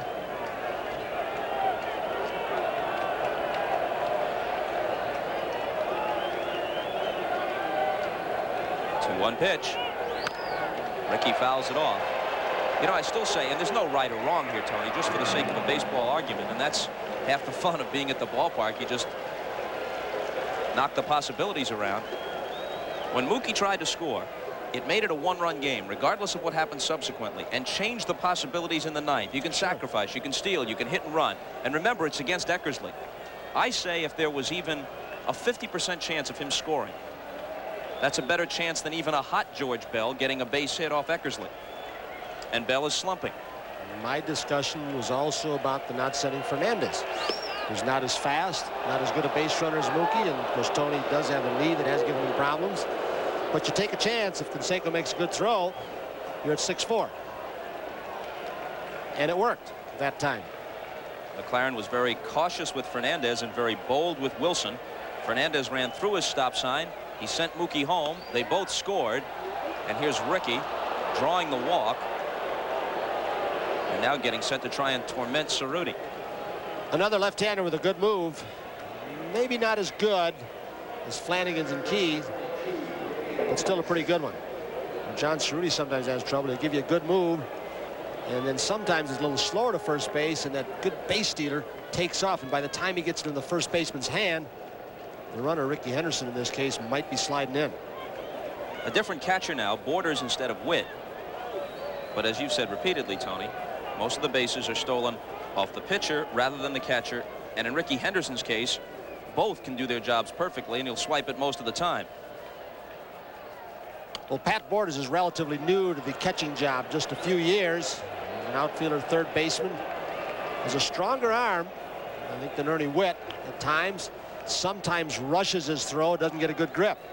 Johnny Sullivan, the bullpen coach, a former catcher, Detroit and the Kansas City Ball Club, has worked with him. He gets the footwork down and everything else, he can release it pretty well.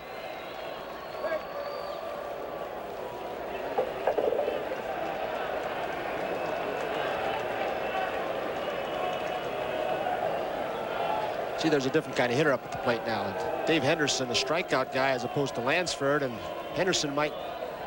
Dave Henderson might not be as disciplined as Carney Lansford. He's out with that hamstring pull and may not give Rickey Henderson enough time to steal, to read Cerruti.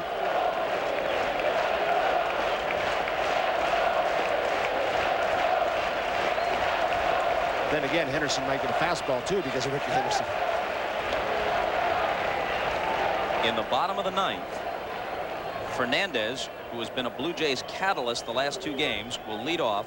Then Borders, who's hitting in Witt's spot, followed by Gruber against Eckersley. Well, you could see Mazzilli, you could see Mullix, but Mullix hasn't seen a lot of action, so you may see Mazzilli for Borders. Try and work Eckersley for a walk or an extra base hit. Working Eckersley for walks, a little bit of a possibility, however. He will not help you beat him.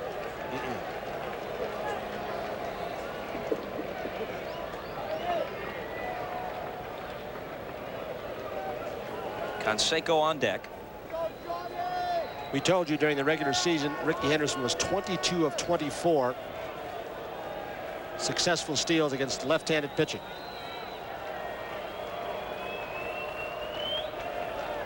Pitch out, and he's not going.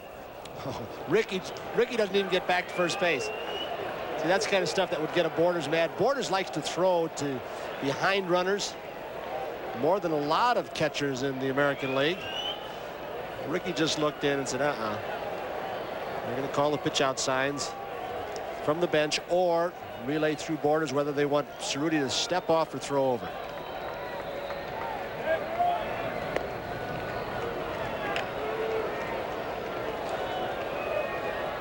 Two balls, no strikes, Bob, in a lot of cases is kind of hold if you're a runner and let guys, a decent power hitter like Dave Henderson, pick his pitch. See if he gets something he can handle and jack it out of here. Not that time. He made a good pitch, 2-0. He sunk it down and almost away. He was looking for something inside, and Cerruti made a big pitch. Still in the hole, though.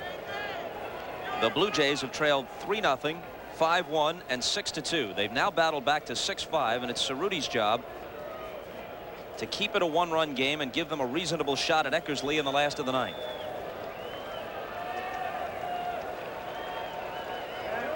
Got him. Might have got him. Yes! Rickey tried to decoy him. Decoy him like he was just getting a very relaxed lead. Ricky will give a decoy like he's going back. There was a little false step, and he said, well, I'll just do this little false step back and deceive Cerruti. And Cerruti had it in his mind he was going to go, and he throws behind him. A little head fake, a little cheating with the right foot, and they're all over Ricky Henderson. Ricky was going. Very close. But because he dove back to first instead of trying to sprint to second, it's a pickoff and not officially a caught stealing. So they still haven't caught him stealing yet. You just saw a reason why you want a left-handed first baseman. It's a right-hander. He's not going to get him. Throw is right there, and the glove is boom right down on him. That's just one of the reasons, aside from starting 3-6-3 and other reasons.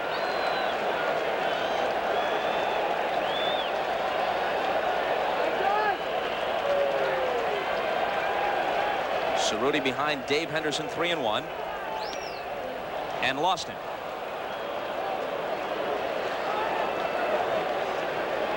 Ricky's reaction, yeah, he doffs his cap to the crowd. One time you got me. The way I've won with my legs and won with my bat. He loves it, doesn't he, like you said. You know, Ricky and I ought to stroll arm in arm down the streets in Toronto. Two most popular people here this weekend. For Canseco, it appears that we're going to get a right-hander. Jim Acker. Jim Acker coming on, Bob, who's been in all the games so far. Well, as we've been telling you all day, in between the baseball games, we've got a fight. Tony the Tiger Lopez against John Molina. Bob Trumpy is sitting in for Marv Albert to call it. And let's go to Trump ringside. Back at the Sky Dome, Bob Costas and Tony Kubek. And the very busy Jim Acker is in yet another game as we go down to Bobby Valentine. A little different situation, Bob, in the fact that Dennis Eckersley, being in the game in the 8th inning, now has to sit around a long time in the dugout while a pitching change is made, and that's a little different for him. He's used to just coming in, closing the door in the 9th inning. We'll see how he's affected here in this big game. Another reason for the switch here, beyond the obvious lefty-righty percentage, Canseco has killed Cerruti head-to-head, 7 for 18 with 3 home runs against Cerruti. They might have made the move anyway because of the lefty-righty situation, even if Canseco had never had a hit against Cerruti. And Acker had a pretty good sinker ball. And really dropped it beneath the hands of Jose Canseco last time he faced him. Then struck him out with a sweeping curveball. Swing and a miss, strike one.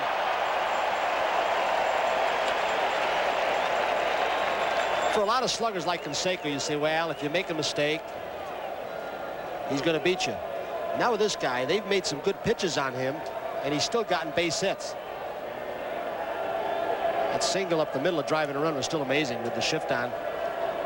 Just muscled it up the middle and hit it hard. And the ball a foot inside off the plate. 1-1.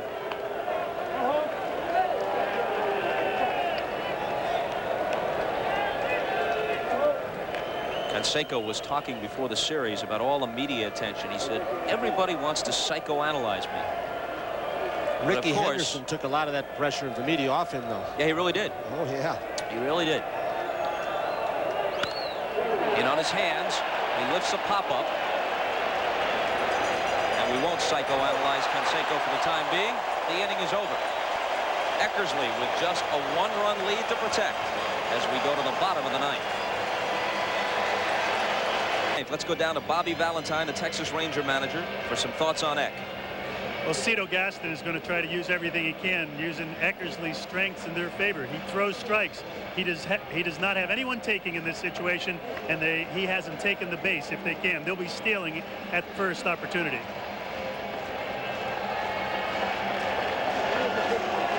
Tony was talking about Eckersley's control as we look at another Tony Fernandez coming out of the on-deck circle. Just to back it up, and we've mentioned this before, but it's so remarkable, you can't say it often enough.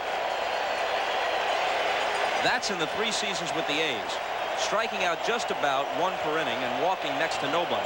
This year, he kicked it up a notch. 58 innings, 3 walks, and 55 strikeouts. Is this the time that a Tony Fernandez might try to slug bunt? We haven't seen it in this series, but he's done it during the season. Third baseman comes in, he fakes a bunt and tries to slug it by him or right at the shortstop. Fernandez There it was. There you go, but Eckersley's got it. You called it, Tony, but it didn't work. He had Phillips charging. Walt Weiss, the shortstop, is very aware of the play. Again, that would be in a Ron Shooter scouting report. But Tony wanted to either slap it by Phillips or high hop it off the turf to Weiss. And Eck makes the backhanded play. And now Cito Gaston sends the veteran Rance Mullenix to the bat rack. Mullenix had some big years here. Hit over 300 several times. A left-handed batter, of course. Especially in Exhibition Stadium, he was a power threat. Usually in double figures in home runs, in limited duty as a platoon player. Well, you've got to tie the game before you can think about defense. The Blue Jays are looking for a run and Mullenix to get something going. He's got gap power. They've got Tommy Lawless now as their third catcher. He has caught like one hitter in a steal situation. He threw Billy Ripken out on a pitch from Tom Henke, but that's all the catching he's done this year. And Cito says, I need to tie first before I worry about my defensive catcher. Doesn't get the first one from Eckersley. There's the lawman, who is already priming himself. Should Mullenix get on base, he knows he's going to be the pinch runner, or he thinks he will be. He got Liriano too, but he's been the guy that's been so good stealing. Eckersley quickly ahead 0-2. Mullenix began his career as a very promising shortstop with the Angels, then bounced around a while and latched on and became a productive player for many years for Bobby Cox, Jimmy Williams, and now winding it down for Cito Gaston with Toronto. The 0-2 pitch. Well, what Mullenix started as is a left-handed DH against right-hand pitching, and then when Gruber was hurt, he played third. But the DH spot for the Blue Jays has been one of the weak links this year. Mullenix has had so many productive years, both playing third and DHing against right-handed pitching. But they've got very few RBIs as opposed to Oakland, where they lead the league in RBIs from the DH spot. 2-2.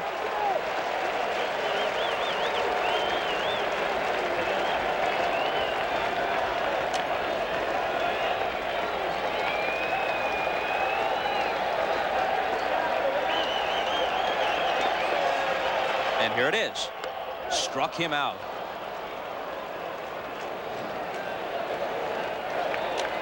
You know, Bob, the tendency off a Eckersley, and if you're a hitter, you're going to think this way. You say, well, gee, he throws a lot of first pitch strikes to get ahead. So you go up hacking. However, a lot of those first pitch strikes are of a different variety. They're right on the edge. It's not like here it is right down the middle. Let's see. Takes a fastball upstairs. Mullenix likes the ball down more than up. You know, he might throw you the breaking ball, the fastball, a little bit of sinker, and he's thrown some changeups on the first pitch already in this league championship series. Boy, they're right on the lines. Tony Phillips is near the bag, right on the line at third base. Outfield goes way deep now with 2 outs. No doubles in the gap or over your head. Gruber hasn't touched Eckersley in his 8 at-bats against him. Lifetime. He's 3 for 4 in this game. 3 singles plus a stolen base. The 0-1 pitch. They're down to their last strike. You know, Whitey Ford had a theory, which is a good one, about pitching late in the ball game. He said everybody wants to go up there and be the hero. They get over anxious. They swing at off-speed stuff, way out ahead, trying to hit a home run, or they'll swing at bad balls. And Gruber trying to pull the ball, swinging a fastball out of the strike zone away.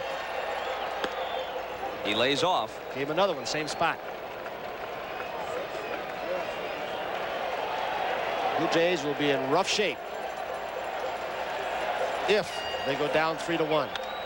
Toward the hole, he's got a base hit, and he's a base stealer.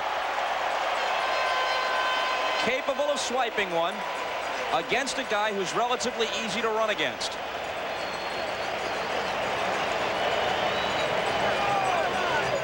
A nice at bat for Kelly Gruber. Once he saw he got in the hole, he just tried to put the ball in play and sneaked it to the right side. Here comes Lee Mazzilli.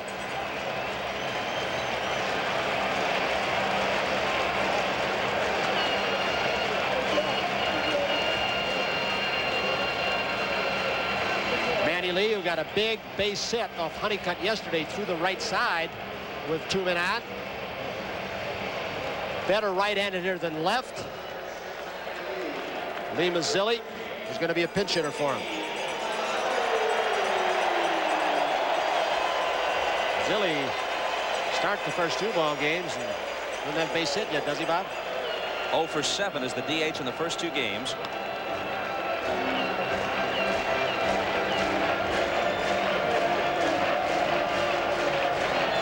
What a boost he gave this ball club against the Kansas City Royals. His first starting game in this ballpark against Gubicza. Mark Gubicza, and boy, hit a home run. He was on base 5 times, a couple of walks.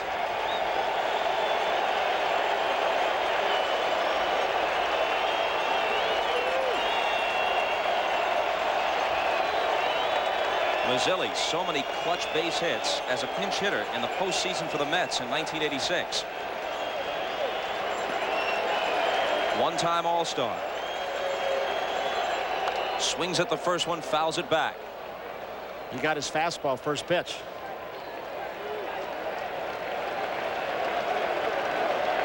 Eckersley, who saved every game in the playoff sweep against the Red Sox a year ago and was the MVP of the series, going for his second save in this one, and a chance to put the A's up 3 games to 1.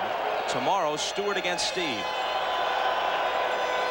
6-5 Oakland, 2 out. Gruber at first, last half of the 9th, and time called.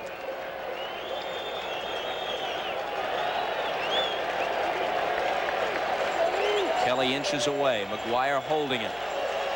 Not going. Ball 1. Ooh, Hasse thought he had the outside corner.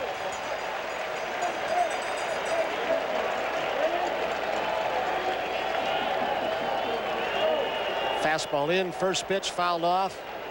And a tailing fastball right near the edge. Second pitch. Don't see much down the middle from Eckersley. Gruber not going again. And 1-2 to Mazzilli. See, people forget that Eckersley can still get the ball up at 90 miles an hour as he just did on that last pitch. And you think of his pinpoint control, but it's pinpoint control with some velocity. Right near 90.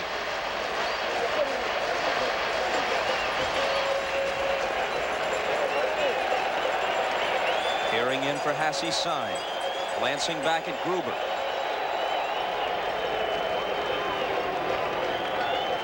Gruber now jawing with the first base up by Rick Reed, as if to say, was that a legitimate move? Or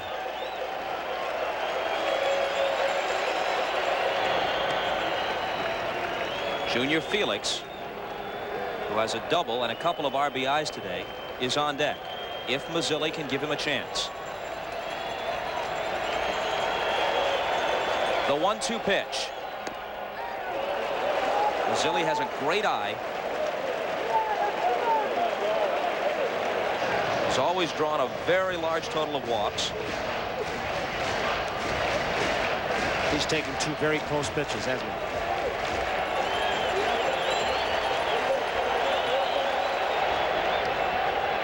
Are you surprised that Gruber hasn't made a break? No, I think they want to keep that right side open for Mazzilli to maybe get one down and wind it around. And Gruber, if you get an extra base hit, could score from first base. Not going again. Well, he'll take off now. And remember what happened with Wilson running and 2 out an inning ago. A ball that was hit in an area where it would normally be just a single. In fact, Gallego was able to get a glove on it, diving to his left, was good enough to score Mookie all the way from first. Gruber isn't quite that fast, but he is fast. He goes, and Mazzilli fouls it off. By Gallego deflecting that ball, he made Canseco. He slowed it up a little, yeah. And he deflected it more toward the line, so Canseco had to run more and make more of an off-balance throw.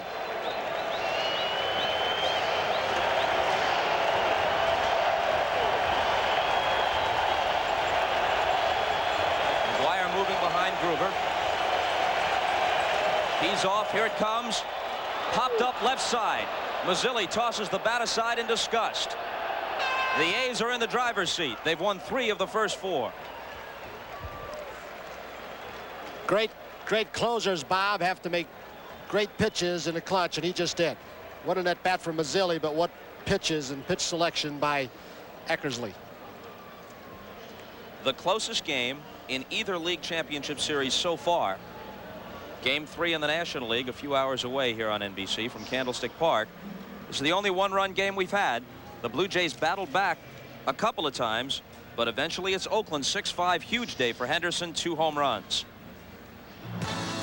Game 4 of the American League Championship Series has been brought to you by new Keystone and Keystone Light, bottled beer taste in a can. Wouldn't that be great? By your Toyota dealer. Whatever car or truck you choose, you'll love the quality. Who could ask for anything more? By Wendy's Old Fashioned Hamburgers, the best hamburger in the business. And by Valvoline Motor Oil. People who know use Valvoline. Tony, a quick point before we get out of here. Toronto, 12 men left on base. They had a lot of opportunities. They came close. Dave Steve has to try and keep him alive tomorrow against Dave Stewart. Here's the Canseco homer. Your eyes are not deceiving you. The first ball ever hit into the upper deck here, estimated at 480 feet. We'll be back here a bit later during Sports World with a special wrap-up of today's game. For Steve Horn and Dave Lombardo in the booth, and of course for Tony Kubek, I'm Bob Costas. So long for a while. A guy asked me out. I'm not letting her out of my sight.